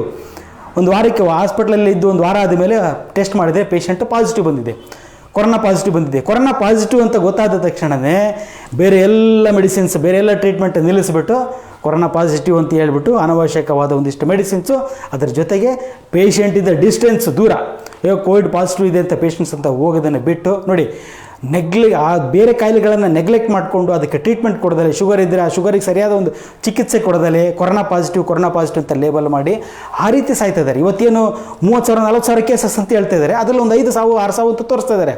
ಬಟ್ ಆ ಒಂದು 5-6 ಸಾವು ಕೂಡ ಪ್ಯೂರ್ಲಿ ಈ ಒಂದು ಕೋವಿಡಿಂದ ಸತ್ತಂಥವಲ್ಲ. 3,000-4,000-5,000 ಕೇಸಸ್ಸೇ ನೋಡಿದ್ದೀನಿ ಆಲ್ರೆಡಿ ಇಲ್ಲಿವರೆಗೆ ನಾನು ಒಂದು 20 ದಿವಸದಲ್ಲಿ. ಬಟ್ ಸ್ಟಿಲ್ ಅಲ್ಲಿಗೂ ಕೂಡ ಒಂದೇ ಒಂದು ಸಿಂಗಲ್ ಪೇಷಂಟಲ್ಲಿ ಯಾವುದು ಬೇಡ, ಒಬ್ಬರಿಬ್ಬರೆಲ್ಲರೂ ತೊಂದರೆ ಕಾಣಬೇಕಲ್ಲ. ಯಾರೊಬ್ಬರಲ್ಲೂ ಕೂಡ ಉಸಿರಾಟದ ಸಮಸ್ಯೆ ಕಾಣ್ತಾ ಇಲ್ಲ, ಚೆಸ್ಟ್ ಟೈಟ್ನೆಸ್ ಕಾಣ್ತಾ ಇಲ್ಲ, ಸ್ಯಾಚುರೇಷನ್ ಲೆವೆಲ್ ಕಡಿಮೆ ಕಾಣ್ತಾ ಇಲ್ಲ. ಸೊ ಹಾಗಾಗಿ ಯಾರೊಬ್ಬರು ಕೂಡ ಈ ಒಂದು 3ನೇ ಅಲೆ ಅಂತ ಆದರೆ ನನ್ನ ಪ್ರಕಾರ ಯಾರೊಬ್ಬರು ಕೂಡ ಈ ಒಂದು ವೇವ್ಸ್ನಲ್ಲಿ ಸಾಯಲಿಕ್ಕೆ ಸಾಧ್ಯನೇ ಇಲ್ಲ. ಅಷ್ಟೊಂದು ಸಿಂಪಲ್ ಆಗಿದೆ ಅಂತಂದರೆ ನಮ್ಮಲ್ಲಿ ಆ್ಯಂಟಿಬಾಡೀಸ್ ಬಂದಿದೆ. ಸೆಕೆಂಡ್ ವೇವ್ನಲ್ಲಿ ಪ್ರತಿಯೊಬ್ಬರು ಇನ್ಫೆಕ್ಟ್ ಆಗಿದ್ದೀವಿ, ಪ್ರತಿಯೊಬ್ಬರಲ್ಲಿ ಒಂದು ಆ್ಯಂಟಿಬಾಡೀಸ್ ಬಂದಿದೆ. ಹಾಗಾಗಿ ಯಾರೋ ಕೊರೋನಾದಿಂದ ಸತ್ತನು ಸುಳ್ಳದು. ಕೊರೋನಾದಿಂದ ಸತ್ತಿಲ್ಲ, ಬೇರೆ ಕಾಯಿಲೆಯಿಂದ ಅಡ್ಮಿಟ್ ಆಗಿದ್ದಂಥ ಪೇಷಂಟು ಅಥವಾ ಸರಿಯಾದ ಚಿಕಿತ್ಸೆ ಸಿಗದಂಥ ಪೇಷಂಟು ಸಾವನ್ನಪ್ಪಿದ್ದು. ಅವರಲ್ಲಿ ಕೊರೋನಾ ಪಾಸಿಟಿವ್ ಇತ್ತು ಅನ್ನೋದೇ ಇವರು ಉತ್ತರ ಅಷ್ಟೇ. Can we take booster dose if you are tested positive? ಮತ್ತೊಂದು ಉಚಿತನ ಮಾಡೋಣ ಅಂತ ಹೇಳ್ಬಿಟ್ಟು ಈಗ ಮೊದಲನೇ ವ್ಯಾಕ್ಸಿನ್ ತೊಗೊಂಡು 2ನೇ ವ್ಯಾಕ್ಸಿನ್ ತೊಗೊಂಡ್ಬಿಟ್ಟಿದ್ದೀನಿ, ಈಗ ಬೂಸ್ಟರ್ ಡೋಸ್ ಸ್ಟಾರ್ಟ್ ಮಾಡಿಬಿಟ್ಟಿದ್ದಾರೆ. ಮತ್ತು ಅದು ಏನಾದ್ರು ಪ್ರೊಟೆಕ್ಟ್ ಮಾಡ್ತಾರೆ ನೋಡಿ. ಆರ್ಟಿಕಲ್ ಬಂದಿದೆ, ಸ್ಟೇಟ್ಮೆಂಟೇ ಕೊಟ್ಟಿದೆ, WHO ಸ್ಟೇಟ್ಮೆಂಟ್ ಕೊಟ್ಟಿದೆ. ಈ ಬೂಸ್ಟರ್ ಡೋಸು ಕೂಡ ಈ ಒಂದು ಒಮೆಕ್ರಾನನ್ನು ಪ್ರಿವೆಂಟ್ ಮಾಡಲಿಕ್ಕಾಗಲ್ಲ. ಪ್ರಿವೆನ್ಷನ್ ಇಂಪಾಸಿಬಲ್ ಇದು ಅಂತಲ್ಲ. ಯಾವುದೇ ವ್ಯಾಕ್ಸಿನೇಷನ್ ನಾನು ಇನ್ಫೆಕ್ಟ್ ಆಗಿ ನನ್ನಲ್ಲಿ ಆ್ಯಂಟಿಬಾಡೀಸ್ ಬಂದಿದ್ದರೂ ಕೂಡ ನಾನು ಈ ಒಮೆಕ್ರಾನ್ನಿಂದ ನನಗೆ ಬರ್ದಂಗೆ ತಡೆಗಟ್ಟಕ್ಕಾಗಲ್ಲ. ಇನ್ಫೆಕ್ಷನ್ ಆಗುತ್ತೆ ನನಗೆ, ಬಟ್ ಆ್ಯಂಟಿಬಾಡೀಸ್ ಇರೋದ್ರಿಂದ ನನ್ನನ್ನು ಕಾಪಾಡ್ಕೊಳ್ಳುತ್ತೆ. ಹಾಗಾಗಿ ವ್ಯಾಕ್ಸಿನ್ ಅನ್ನೋದು ಒಂದು ಬೂಸ್ಟರ್ ಡೋಸ್ ಅನ್ನೋದು ಒಂದು ನಾನ್ಸೆನ್ಸ್ ನನ್ನ ಪ್ರಕಾರ. ಬೂಸ್ಟರ್ ಡೋಸ್ ಬೇಡ ಅನವಶ್ಯಕ. ಇದು ಬೂಸ್ಟರ್ ಡೋಸಿಂದ ತೊಂದರೆ ಜಾಸ್ತಿ ಆಗೋ ಸಾಧ್ಯತೆ ಇದೆ. ಇದಕ್ಕೂ ಕೂಡ ನಾನು ರೀಸನ್ ಕೊಡ್ತೀನಿ, ಒಂದು ವಿಡಿಯೋ ಮಾಡಿಬಿಟ್ಟು. ಬೂಸ್ಟರ್ ಡೋಸ್ ಅಂತೂ ಬೇಡವೇ ಬೇಡ ಅಂತ ಹೇಳ್ತೀನಿ ನಾನು. ಇಮ್ಯುನೋ ಸಪ್ರೆಷನ್ ಆಗ್ತಿದೆ, ಇಮ್ಯುನಿಟಿ ಕಮ್ಮಿ ಆಗ್ತಾಯಿದೆ. ಸೈಂಟಿಫಿಕ್ ಎಕ್ಸ್ಪ್ಲನೇಷನ್, ವೈಜ್ಞಾನಿಕ ಕಾರಣ ಕೊಟ್ಟು ಹೇಳ್ತೀನಿ, ಬೂಸ್ಟರ್ ಡೋಸ್ ಬೇಡ, ತೊಗೋಬೇಡಿ. ನಾನು ನೆಕ್ಸ್ಟ್ ಅದ್ರ ಬಗ್ಗೆ ಡೀಟೇಲಾಗಿ ಒಂದು ವಿಡಿಯೋ ಮಾಡಿ ಹೇಳ್ತೀನಿ ನಿಮಗೆ. 4th ವೇವ್ ಯಾವಾಗ ಭರಿಸುತ್ತಾರೆ ಸಹ ಅದು ಅವ್ರಿಗೇನು ಇನ್ನೊಂದು 3-4 ತಿಂಗಳು ಮತ್ತೆ ಎಲ್ಲ ಇದರಿಂದ ದುಡ್ಡು ಬರೋಕ್ಕೆ ಸ್ಟಾರ್ಟ್ ಆಯಿತು ಅಂತಂದರೆ, ಈ ಸರ್ಕಾರದಲ್ಲಿ ದುಡ್ಡು ಖಾಲಿ ಆದಾಗ ಕೊರೋನಾ ಹೋಗ್ಬಿಡುತ್ತೆ. ಮತ್ತೆ ಸರ್ಕಾರಕ್ಕೆ ದುಡ್ಡು ಬಂದ ಮೇಲೆ ಆ ದುಡ್ಡನ್ನು ಖರ್ಚು ಮಾಡಬೇಕಲ್ಲ, ಅದಕ್ಕೋಸ್ಕರ ಮತ್ತೆ ಒಂದು 3-4 ತಿಂಗಳಲ್ಲಿ ಮತ್ತೆ ತಂದರೂ ತರ್ಬೋದು. ಯಾಕಂದರೆ ಒಂದು ಏನಿರುತ್ತೆ, 3-4 ತಿಂಗಳಿಗೆ ಒಂದೊಂದು ಸಲ ವೆದರಲ್ಲಿ ವೇರಿಯೇಷನ್ ಆಗುತ್ತೆ, ವಾತಾವರಣದಲ್ಲಿ ಬದಲಾವಣೆ ಆಗಿಬಿಟ್ಟು ಸರ್ವೇ ಸಾಮಾನ್ಯವಾಗಿ ನೆಗಡಿ ಕೆಮ್ಮು ಅಂಥದ್ದೆಲ್ಲ ಬರೋದು ಸಾಮಾನ್ಯ. ಅದು ಹಂಗೆ ನೆಗಡಿ ಕೆಮ್ಮು ಅಂತಿದ್ದಾಗೆ ಅಂಥನ್ನೆಲ್ಲ ಹಿಡಿದು ಹೋಗಿ ಟೆಸ್ಟ್ ಮಾಡಿಬಿಟ್ಟು ಪಾಸಿಟಿವ್ ಕೊಡೋದು ಸಹಜ ಇವರು. ಹಾಗೆ 3-4 ತಿಂಗಳಲ್ಲಿ ಮತ್ತೊಂದು 4ನೇ ಅಲೆ ಇವರು ತಂದರೂ ತರ್ಬೋದು. ಅದಕ್ಕಿಂತ ಹೆಚ್ಚಾಗಿ ಪ್ರತಿಯೊಬ್ಬರು ತಿಳುವಳಿಕೆ ಬೆಳೆಸ್ಕೊಳ್ಳಿ. ಎಲ್ಲರೂ ಟೆಸ್ಟನ್ನು ಮಾಡಿಸ್ಬೇಡಿ. 1.5 ವರ್ಷದಿಂದ ನಾನು ಮಾಡಿದ ಮೊದಲನೇ ವಿಡಿಯೋದಲ್ಲಿ ಹೇಳಿದ್ದೀನಿ, test it's useless, it's non specific test ಇದು RT-PCR ಟೆಸ್ಟ್ ಅನ್ನೋದು. ಹಾಗಾಗಿ ಟೆಸ್ಟನ್ನು ಮಾಡಿಸ್ಬೇಡಿ. ಟೆಸ್ಟನ್ನು ಮಾಡಿಸಿ ಸ್ಟ್ರೆಸ್ ಲೆವೆಲ್ ಜಾಸ್ತಿ ಮಾಡ್ಕೊತೀರಾ, ಸ್ಟ್ರೆಸ್ ಮಾಡಿ ಜೊತೆಗೆ ಭಯ ಪಡ್ತೀರಾ. ಭಯದಿಂದ ಎಷ್ಟೋ ಜನ ಸತ್ತಿದ್ದಾರೆ. ಟೆಸ್ಟ್ ಮಾಡಿಸಿ ಪಾಸಿಟಿವ್ ಬಂತು ಅಂತ ಆತ್ಮಹತ್ಯೆ ಮಾಡ್ಕೊಂಡಿವೆ ಎಷ್ಟೊಂದು ಕೇಸಸ್ ಇದ್ದಾವೆ. ಬಟ್ ಯಾವುದು ಸ್ಟ್ಯಾಟಿಸ್ಟಿಕ್ಸ್ ಮೇಂಟೈನ್ ಮಾಡ್ತಾ ಇಲ್ಲ ಅವರು. ಎಷ್ಟೋ ಜನ ಆತ್ಮಹತ್ಯೆ ಮಾಡ್ಕೊಂಡಿದ್ದಾರೆ, ಪಾಸಿಟಿವ್ ಬಂದುಬಿಡ್ತು ನನಗೆ ಅಂತ ಹೇಳ್ಬಿಟ್ಟು. ಇಂಥವೆಲ್ಲ ಇದ್ದಾವೆ. ಹಾಗಾಗಿ ಟೆಸ್ಟನ್ನು ಬೇಡ. ಗೊತ್ತು ನನಗೆ ಮುಂಚೆ ಎಷ್ಟು ಜನ ಅಷ್ಟೊಂದು ತಲೆ ಕೆಡಿಸ್ಕೊಂಡಿಲ್ಲ ಕೋವಿಡ್ ಬಗ್ಗೆ ಅಂತೇಳಿ. ತಲೆ ಕೆಡಿಸ್ಕೊಳ್ಳ, ಕಂಪ್ಲೀಟಾಗಿ ನೆಗ್ಲೆಕ್ಟ್ ಮಾಡಿ, ಕಂಪ್ಲೀಟಾಗಿ ಬಿಟ್ಬಿಡಿ, ಕಂಪ್ಲೀಟ್ ಬ್ಯಾನ್ ಮಾಡಬೇಕು. ಇದನ್ನು ಕೋವಿಡ್ ಟೆಸ್ಟನ್ನು ಬ್ಯಾನ್ ಮಾಡಬೇಕು ಅಂತ ಹೇಳ್ತೀನಿ. ಯಾವುದಕ್ಕೆ ಇದು ಮಾಡೋದು? ಲಕ್ಷಾಂತರ ಜನಕ್ಕೆ ಪ್ರತಿದಿನ ಮಾಡಿಬಿಟ್ಟು ಪಾಸಿಟಿವ್ ಅಂತ ತೋರಿಸೋದು ಏನಿದೆ? ಯಾರು ದುಡ್ಡಿದು? ಫ್ರೀಯಾಗಿ ಮಾಡ್ತಿದ್ದೀವಿ. ಟೆಸ್ಟ್ ಕಿಟ್ಟಿಗೆ ಯಾರು ದುಡ್ಡನ್ನು ಉಪಯೋಗಿಸ್ತಾರೆ ಇವರು? ಅವ್ರ ಮನೆಯಿಂದ ದುಡ್ಡು ತಂದು ಹಾಕ್ತಾರಾ? ಸರ್ಕಾರ ದುಡ್ಡು ಅಂದರೆ ಯಾರ್ದು? ನಾವು ಕೊಟ್ಟ ದುಡ್ಡು, ನೀವು ಕೊಟ್ಟರೆ ದುಡ್ಡು ಅನ್ಕೊಂತೀರ ನೀವು. ನಾವು ಫ್ರೀಯಾಗಿ ಟೆಸ್ಟ್ ಮಾಡ್ತಾ ಇದ್ವಿ, ಸರ್ಕಾರ ಫ್ರೀಯಾಗಿ ಮಾಡ್ತಾ ಇದೆ. ಇಲ್ಲ, ಫ್ರೀ ಹೆಸರಲ್ಲಿ ಒಂದು ದಂಧೆ ಇದು, ಫ್ರೀ ಹೆಸರಲ್ಲಿ ಒಂದು ಲೂಟಿ ಇದು. ನಾವು ಕೊಡ್ತಕ್ಕಂಥ ಈಗ ನಾಳೆ ನೀವು ಹೋಗ್ಬಿಟ್ಟು ಯಾವುದಾದ್ರೂ ಒಂದು ಕೆಲಸ, ಒಂದು ಅಭಿವೃದ್ಧಿ ಕೆಲಸ ಆಗಬೇಕು, ಅದಾಗಬೇಕು, ಇದಾಗಬೇಕು ಅಂತ ಹೋದರೆ, ಇಲ್ಲ ದುಡ್ಡಿಲ್ಲ ಸರ್ಕಾರದಲ್ಲಿ, ಎಲ್ಲ ದುಡ್ಡು ಖಾಲಿಯಾಗಿದೆ. ಎಲ್ಲಿ ಖಾಲಿಯಾಗಿದೆ? ಏನಾಗಿದೆ ದುಡ್ಡು? ಯಾರೊಬ್ರಿಗೇನು ಕೊಟ್ಟಿಲ್ಲ, ಏನಿಲ್ಲ, ಇಲ್ಲ ಕೋವಿಡ್ಗೆ ಅಂತ ಖರ್ಚು ಮಾಡಿದ್ದೀವಿ. ನಿಮ್ಮ ಹೆಸರಲ್ಲಿ ನಾಳೆ ಯಾವುದೋ ಒಂದು ಅಭಿವೃದ್ಧಿನ ಆಗದಾಗೆ ನೋಡ್ಕೊಳ್ಳೋದೇ ಇದೊಂದು ಹುನ್ನಾರ ಅಂತ ಅನ್ನಿಸ್ತದೆ ನನಗೆ. ಹಾಗೆ ಯಾವುದೂ ಫ್ರೀ ಅಲ್ಲ, ನೀವು ಫ್ರೀ ಅನ್ಕೋಬೇಡಿ. ಇದು ನಾವು ಟೆಸ್ಟ್ ಮಾಡ್ತಾ ಇದ್ದಾರೆ ಫ್ರೀ ಅಲ್ಲ, ಟೆಸ್ಟನ್ನೇ ಹೆಸರಲ್ಲಿ ದುಡ್ಡು ಮಾಡ್ತಾರಿದ್ದು. ಹಾಗಾಗಿ ಟೆಸ್ಟನ್ನು ಸರ್ಕಾರ ಮಾಡುತ್ತೆ ಇಲ್ಲ ಗೊತ್ತು, ನನಗೆ ಅಂತ ನಂಬಿಕೆ ಇಲ್ಲ ಸರ್ಕಾರ ಮಾಡುತ್ತೆ ಅಂತೇಳಿ. ಪ್ರತಿಯೊಬ್ಬರು ಕೂಡ ಟೆಸ್ಟ್ ವಿರುದ್ಧ ಮಾತಾಡಬೇಕು. ಟೆಸ್ಟನ್ನು ಬ್ಯಾನ್ ಮಾಡಬೇಕು, ಕಂಪಲ್ಷನ್ ಮಾಡೋಂಗಿಲ್ಲ. ಏನು ಫ್ಯಾಕ್ಟ್ರಿಗಳಲ್ಲಿ, ಕಂಪ್ನಿಗಳಲ್ಲೆಲ್ಲ ಕಂಪಲ್ಷನ್ ಮಾಡೋದು ಇವರು ಟೆಸ್ಟಿಂಗನ್ನು ಪ್ರತಿ ವಾರ ಟೆಸ್ಟ್ ಮಾಡ್ತಾರಂತೆ. ಕ್ಯಾಬ್ ಡ್ರೈವರು ಒಂದು ಕಂಪ್ನಿಗೆ ಕೆಲಸಕ್ಕೆ ಹೋಗ್ತಾ ಇದ್ದರೆ ಇವತ್ತು ಈ ವಾರ ಟೆಸ್ಟ್ ಮಾಡಿಬಿಟ್ಟು ಪಾಸಿಟಿವ್ ಬಂದಿದೆ ಅಂತೇಳಿ ಮನೆಗೆ ಕಳಿಸಿದ್ದಾರೆ. ಸಂಬಳ ಎಲ್ಲ ಏನಿಲ್ಲ ಅವನಿಗೆ ಕಳಿಸಿದ್ದಾರೆ ಮನೆಗೆ. ಏನಿದು? ಏನು ಹುನ್ನಾರ ಇದು? ಯಾರು ಉದ್ಧಾರ ಮಾಡೋಕ್ಕೋಸ್ಕರ ಮಾಡ್ತಾಯಿದ್ದೀರಾ? ನೀವು ಟೆಸ್ಟ್ ಮಾಡ್ಕೊತಿದ್ದೀರಾ, ಕಂಪ್ನಿ ಓನರ್ ಟೆಸ್ಟ್ ಮಾಡ್ಕೊತಾ ಇದ್ದಾರೆ ವಾರ ಮನೇಲಿ ಕೂತ್ಕೊಂಡು. ಪ್ರತಿಯೊಬ್ಬರು ಟೆಸ್ಟ್ ಮಾಡ್ಕೊಳ್ಳಿ. ಅವರು ರಾಜಕಾರಣಿಗಳು ಪ್ರತಿದಿನ ಟೆಸ್ಟ್ ಮಾಡ್ಕೊತಾರೆ ಇವರು. ಬಟ್ ಸಾಮಾನ್ಯ ಜನರಿಗೆ ಮಾತ್ರ ಟೆಸ್ಟ್ ಮಾಡೋದು, ಅವ್ರನ್ನ ಪಾಸಿಟಿವ್ ಅಂತ ಹೇಳೋದು, ಅವ್ರ ಹೆಸರಲ್ಲಿ ದುಡ್ಡು ಮಾಡೋದಕ್ಕೆ ಕೆಲಸ ಆಗೋಗ್ಬಿಟ್ಟಿದೆ ಇದು. ಸೊ ಹಾಗಾಗಿ ಅಲೆಯನ್ನು ತಪ್ಪಿಸೋ ಶಕ್ತಿ ನಿಮಗೆ ಮಾತ್ರ ಇದೆ. ಪ್ರತಿಯೊಬ್ಬರಿಗೂ ಕೂಡ ಮುಂದೆ ಬಂದು ಈ ಟೆಸ್ಟನ್ನು ವಿರೋಧಿಸಬೇಕು. ಆವಾಗಲೇ ಈ 4ನೇ ಅಲೆ 5ನೇ ಅಲೆ ಹೆಸರಲ್ಲಿ ನಡೆಯತಕ್ಕಂಥ ಒಂದು ಭ್ರಷ್ಟಾಚಾರನ ನಿಲ್ಲಿಸ್ಬೋದು ನಾವು.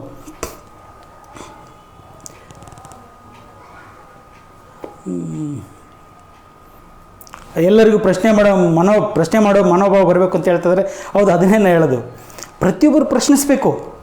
ಯಾಕೆ ಟೆಸ್ಟ್ ಮಾಡ್ತೀರಾ ನೀವು?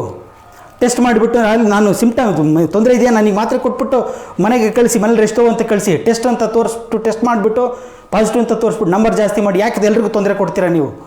ಪ್ರತಿಯೊಬ್ಬರಿಗೆ ಪ್ರಶ್ನೆ ಮಾಡಬೇಕು ಇದನ್ನು.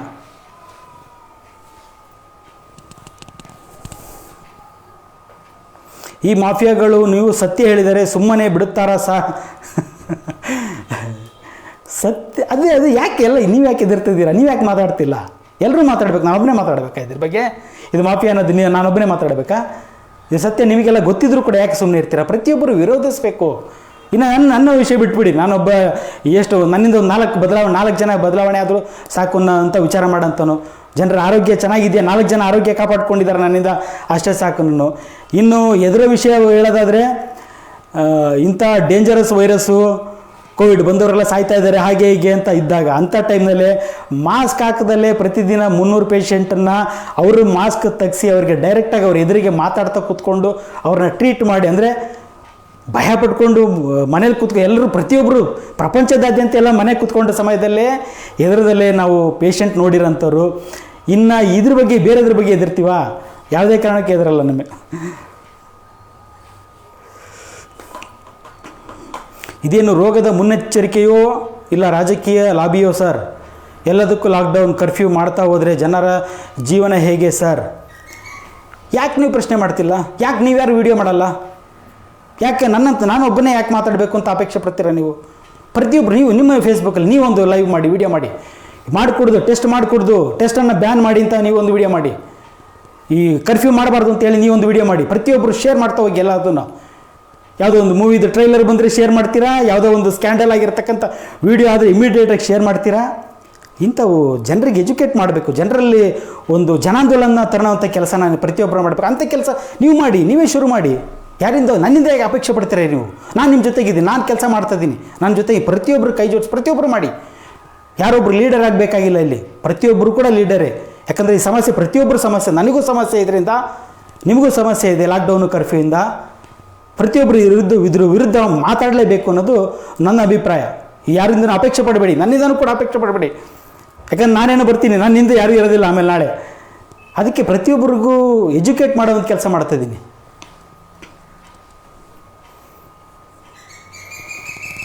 ಸರ್, ನಮ್ಮ ಡಾಕ್ಟರ್ಗಳು ಎಲ್ಲರಿಗೂ CT ಸ್ಕ್ಯಾನ್ ಮಾಡಿಸ್ತಾರೆ, 2500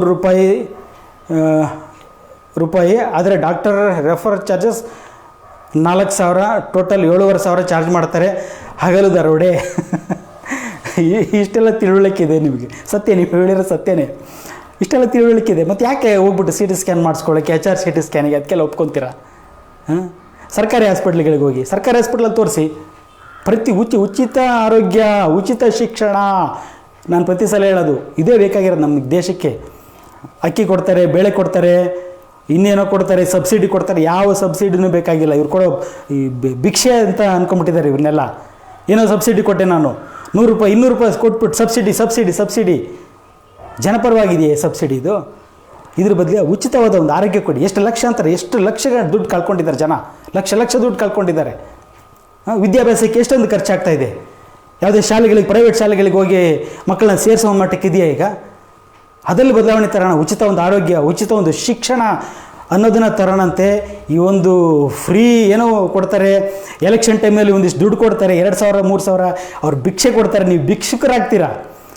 ಅವರಿಂದ 10 ರೂಪಾಯಿ ತೊಗೊಂಡ್ರು ಕೂಡ ನೀವು ಭಿಕ್ಷೆ ತೊಗೊಂಡಾಗೆ ನೀವು.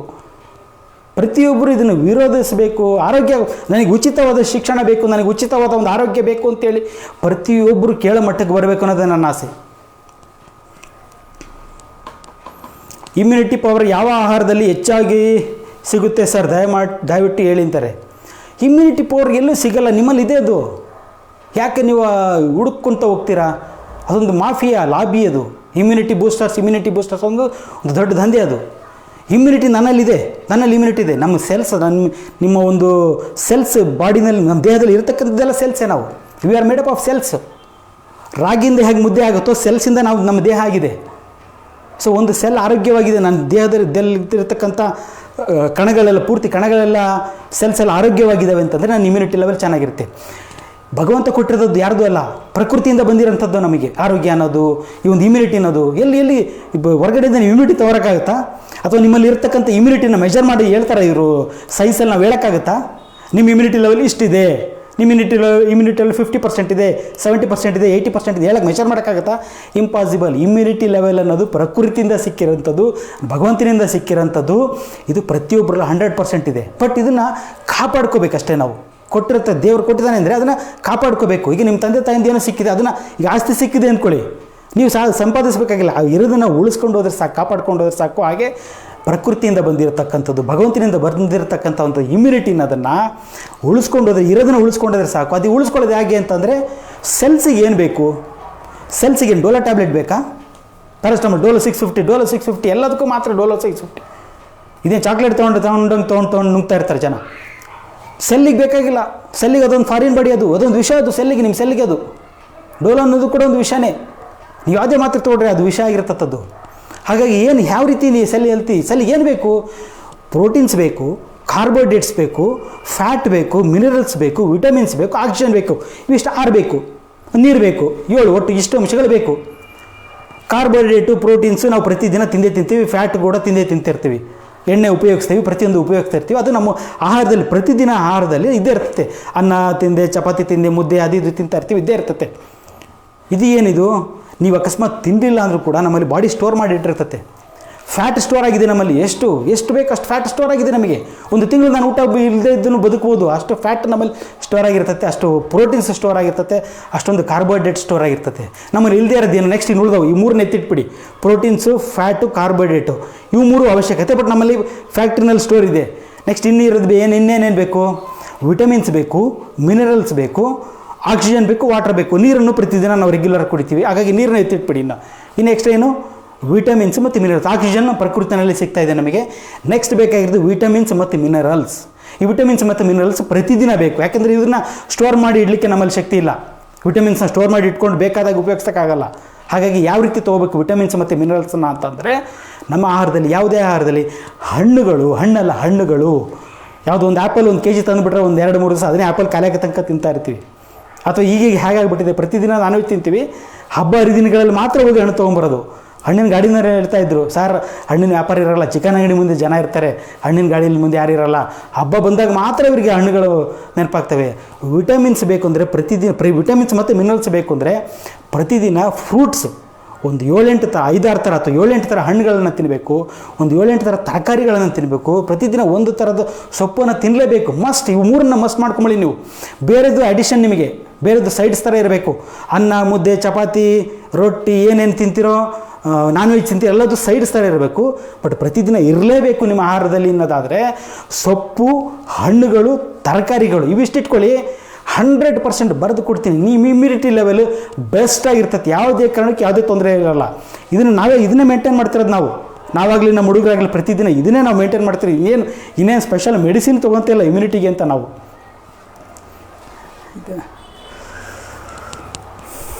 ಸರ್, ಸರ್ಕಾರದ ವಿರುದ್ಧ ಮಾತನಾಡಬೇಡಿ, ನಿಮ್ಮನ್ನು ಟಾರ್ಗೆಟ್ ಮಾಡುತ್ತಾರೆ, ಈ ಸಮಾಜದಲ್ಲಿ ಜನ ಸರಿ ಇಲ್ಲ, ಸಮಾಜಕ್ಕೆ ಒಳಿತು ಸರ್ಕಾರದ ವಿರುದ್ಧ ಯಾರು ಮಾತಾಡ್ತಿದ್ದಾರೆ? ನಾವೇನು ಯಾವ ಪಕ್ಷದವರಲ್ಲ.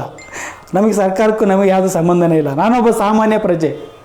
ನೀವೇ ಆಗೋ ನಾನು ಹಾಗೆ ವಿಚಾರ ಮಾಡೋದು. ಬಟ್ ನಾನು ವಿಚಾರಗಳನ್ನ ಹೇಳ್ತಾ ಹೋಗ್ತೀನಿ. ಯಾವುದನ್ನು ತಪ್ಪು ಅಂತ ಹೇಳ್ತೀನಿ. ಅದು ಯಾವುದೇ ಪಕ್ಷದವ್ರು ಮಾಡಿರಲಿ, ನನಗೆ ಅದಕ್ಕೂ ಸಂಬಂಧ ಇಲ್ಲ. ಈಗ ನಡೀತಾ ಇರೋದು ಯಾವುದೋ ಒಂದು ಪಕ್ಷ ಮಾಡ್ತೈತೆ ಅದು ತಪ್ಪು. ಅಕಸ್ಮಾತ್ ಬೇರೆ ಪಕ್ಷಗಳು, ಈಗ BJP ಅಂತಲ್ಲ, ಕಾಂಗ್ರೆಸ್ ಇರಲಿ, JDS ಇರಲಿ, ಅವರೇ ಏನೋ ಕೆಲಸ ಮಾಡಿ ತಪ್ಪು ಮಾಡ್ತಿದ್ದಾರೆ, ಅದನ್ನು ತಪ್ಪು ಅಂತ ಹೇಳೋ ಒಂದು ಮನೋಭಾವನೆ ಬರಬೇಕು ಜನರಲ್ಲಿ. ಈಗ ನಾನು BJP ಅಂತ ಹೇಳ್ಬಿಟ್ಟು BJP ಏನೇ ತಪ್ಪು ಮಾಡಿದ್ರು ಅದನ್ನು ನಾನು ಸರಿ ಅಂತ ಹೇಳೋದು ಅದು ತಪ್ಪು. ಅದು ಹೋಗ್ಬೇಕು ಜನರಲ್ಲಿ ತಲೆಯಿಂದ. ನಾನು BJP, ಒಂದು ಕಾಂಗ್ರೆಸ್ ಏನೋ ಒಂದು ಒಳ್ಳೆ ಕೆಲಸ ಮಾಡ್ತಾಯಿದ್ದೆ ಅದನ್ನು ನಾನು ಒಪ್ತೀನಿ. ಒಂದು JDS ಏನೋ ಒಳ್ಳೆ ಕೆಲಸ ಮಾಡ್ತಾಯಿದ್ದೆ ಅದನ್ನು ಒಪ್ತೀನಿ. ಅಥವಾ ಅವ್ರು ಏನು ತಪ್ಪು ಮಾಡ್ತಿದ್ದಾರೆ ತಪ್ಪನ್ನು ತಪ್ಪು ಅಂತ ಹೇಳೋ ಒಂದು ಮನೋಭಾವನೆ ಬೆಳೆಸ್ಕೊಳ್ಳಿ. ಪಕ್ಷ, ಜಾತಿ ರಾಜಕಾರಣದಿಂದ ಹೊರಗೆ ಬನ್ನಿ. ನಮ್ಮವನು ಮಾಡ್ತಾನೆ ಬಿಡು, ತಿಂತಾನೆ ಬಿಡು ಅನ್ನೋ ಮಟ್ಟಿಗೆ ಬಂದುಬಿಟ್ಟಿದ್ದಾರೆ ಜನ. ಬಿಟ್ಟಾಕಿ, ಜಾತಿ ಬಿಟ್ಟಾಕಿ, ಮನುಷ್ಯತ್ವ ನೋಡಿ ನೀವು. ಎಲ್ಲ ಯಾಕಂದರೆ ನಿಮಗೆಲ್ಲ ಎಲ್ಲರೂ ಸಾಮಾನ್ಯ ಜನ, ನಾವು ಸಾಮಾನ್ಯ ಜನರೇ. ಪ್ರತಿಯೊಬ್ಬರಿಗೂ ಅನುಕೂಲ ಆಗೋಂಥ ಕೆಲಸ ಮಾಡೋರನ್ನ ಅಪ್ರಿಷಿಯೇಟ್ ಮಾಡೋಣ. ಜನಸಾಮಾನ್ಯರಿಗೆ ತೊಂದರೆ ಮಾಡೋಂಥದ್ದು ಯಾವುದೇ ಪಕ್ಷ ಆಗಿರಲಿ, ಯಾವುದೇ ವ್ಯಕ್ತಿ ಆಗಿರಲಿ ಅಂತಲೂ ವಿರೋಧಿಸಿ ಕೆಲಸ ಮಾಡೋಣ. ಪ್ರತಿಯೊಬ್ಬರು ಮಾಡೋಣಂತೆ. ಸರ್, ನಿಮ್ಮಂಥವರು ರಾಜಕಾರಣಿ ಆಗಬೇಕು, ನೀವು ರಾಜಕೀಯಕ್ಕೆ ಬನ್ನಿ, ಆವಾಗಲೇ ನಮ್ಮ ರಾಜ್ಯ ದೇಶ ಉದ್ಧಾರ ಆಗ್ತದೆ. ಇದು ಕೂಡ ತಪ್ಪು ಅಂತೀನಿ. ನಾನು ಬರೋದು ಬೇಡ, ಪ್ರತಿಯೊಬ್ಬರೂ ಕೂಡ ವಿಚಾರ ಬದಲಾಗಬೇಕು. ವಿಚಾರ ಮಾಡೋದೇ ಚೇಂಜ್ ಮಾಡಿ ನಿಮ್ಮಲ್ಲಿ ಪ್ರತಿಯೊಬ್ಬರು ಬದಲಾಗಬೇಕ್ರಿ. ಯಾಕೆ ಒಬ್ಬರನ್ನ ಇಷ್ಟಪಡ್ತೀರಾ? ನಾನು ನಾಳೆ ರಾಜಕೀಯಕ್ಕೆ ಬಂದರೂ ಕೂಡ ನಾನು ಒಳ್ಳೇದು ಮಾಡ್ತೀನಿ ಅಂತ ಹೇಗೆ ನೀವು ನಂಬಿಕೆ ಇಡ್ತೀರಾ? ಯಾರನ್ನು ನಂಬೇಡಿ, ನನ್ನನ್ನು ನಂಬೇಡಿ.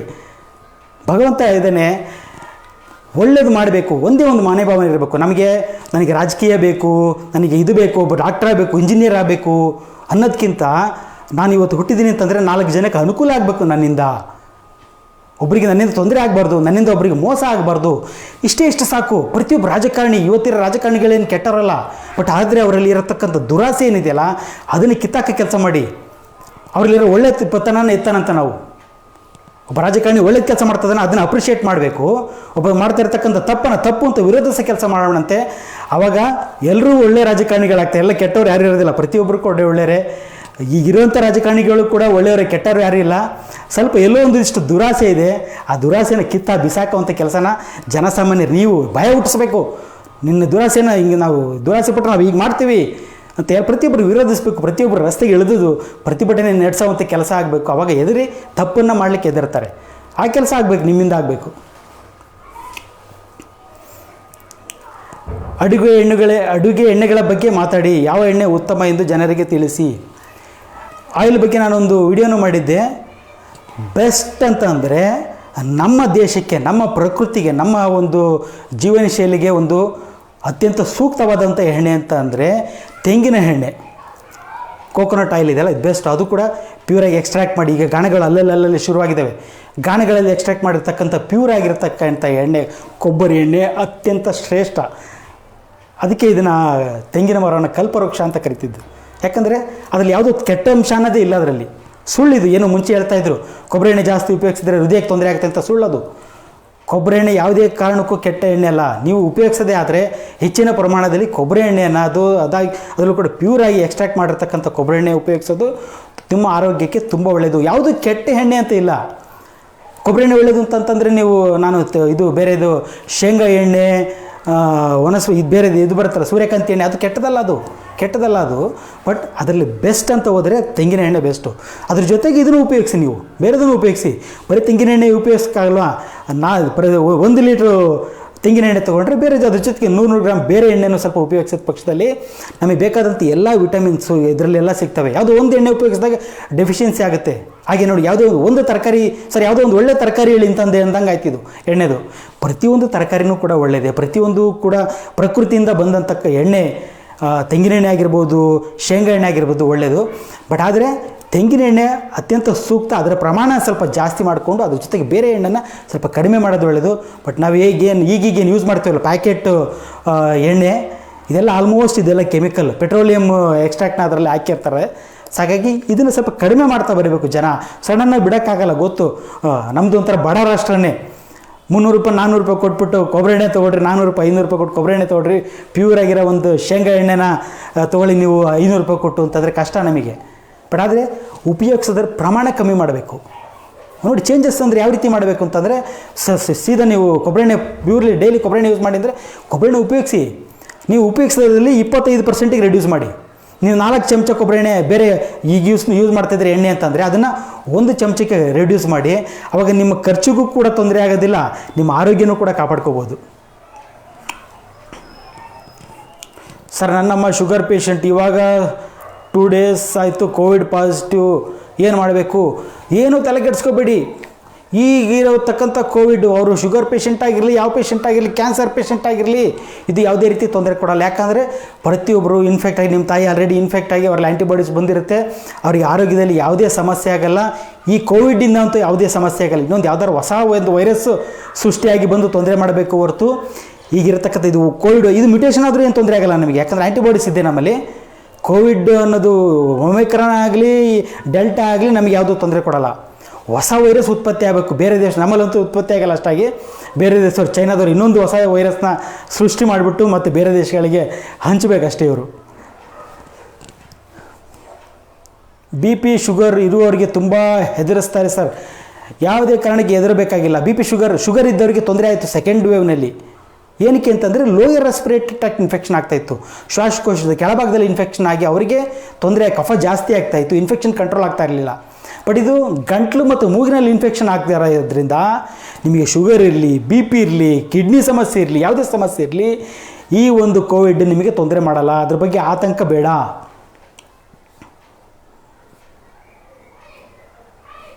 ಸರ್, ನೀವು ಹೇಳೋ ಥರ ಕೊರೋನಾ ಅನ್ನೋ ಮಾತನ್ನು ತಲೆಯಿಂದ ತೆಗೆದು ಹೊರಗೆ ಹಾಕಿದರೆ ಜೀವನ ಇಲ್ಲ ಅಂತಂದರೆ ಸಾವು ಖಚಿತ.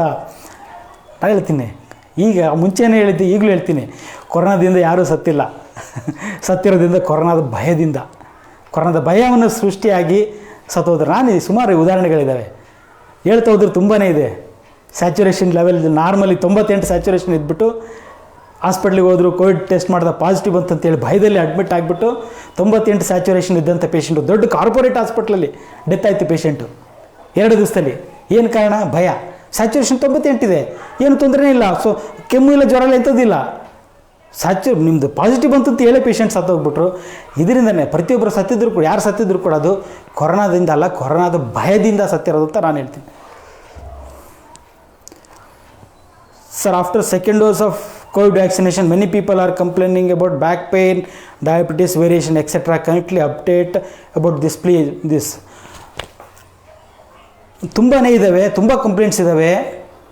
ತಲೆನೋವು ಸರ್, ನನಗೆ ಯಾವತ್ತೂ ತಲೆನೋವು ಬರ್ತಾ ಇರಲಿಲ್ಲ. ವ್ಯಾಕ್ಸಿನೇಷನ್ ತೊಗೊಂಡಾದ ಮೇಲೆ, ಅದು 2ನೇ ಡೋಸ್ ಆದಮೇಲೆ ಭಾರ, ತಲೆನೋವು, ಕೈಕಾಲು ಸೋಲು ಬರೋದು, ಕಾಲು ನೋವು, ಭುಜ ನೋವು, ತಲೆ ಸುತ್ತು ಬರೋದು, ಸುಮಾರು ಕಂಪ್ಲೇಂಟ್ಸ್ ಇದ್ದಾವೆ, ಇಲ್ಲ ಅಂತಲ್ಲ. ನಾನು ಹೇಳ್ತೀನಿ ನೋಡಿ, ಯಾವುದೇ ಒಂದು ವ್ಯಾಕ್ಸಿನ್ ಅನ್ನೋದು ಸೇಫ್ ಅಲ್ಲ, 100% ಸೇಫ್ ಅಲ್ಲ, ಸುಳ್ಳದು. ಅವ್ರು ಆ ರೀತಿ ಕ್ಲೇಮ್ ಮಾಡಿ ಒಂದು ರೈಟಿಂಗಲ್ಲಿ ಕೊಡಲಿ ನೋಡೋಣಂತೆ, ನಾವು ಕೇಸ್ ಹಾಕ್ಬೋದು ಅವ್ರ ಮೇಲೆ. ಯಾವುದೇ ಒಂದು ವ್ಯಾಕ್ಸಿನ್ ಕೂಡ ಸೇಫ್ ಅಲ್ಲ, ಯಾವುದೇ ಒಂದು ವ್ಯಾಕ್ಸಿನ್ ಕೂಡ 100% ಎಫೆಕ್ಟಿವ್ನು ಕೂಡ ಇರಲ್ಲ.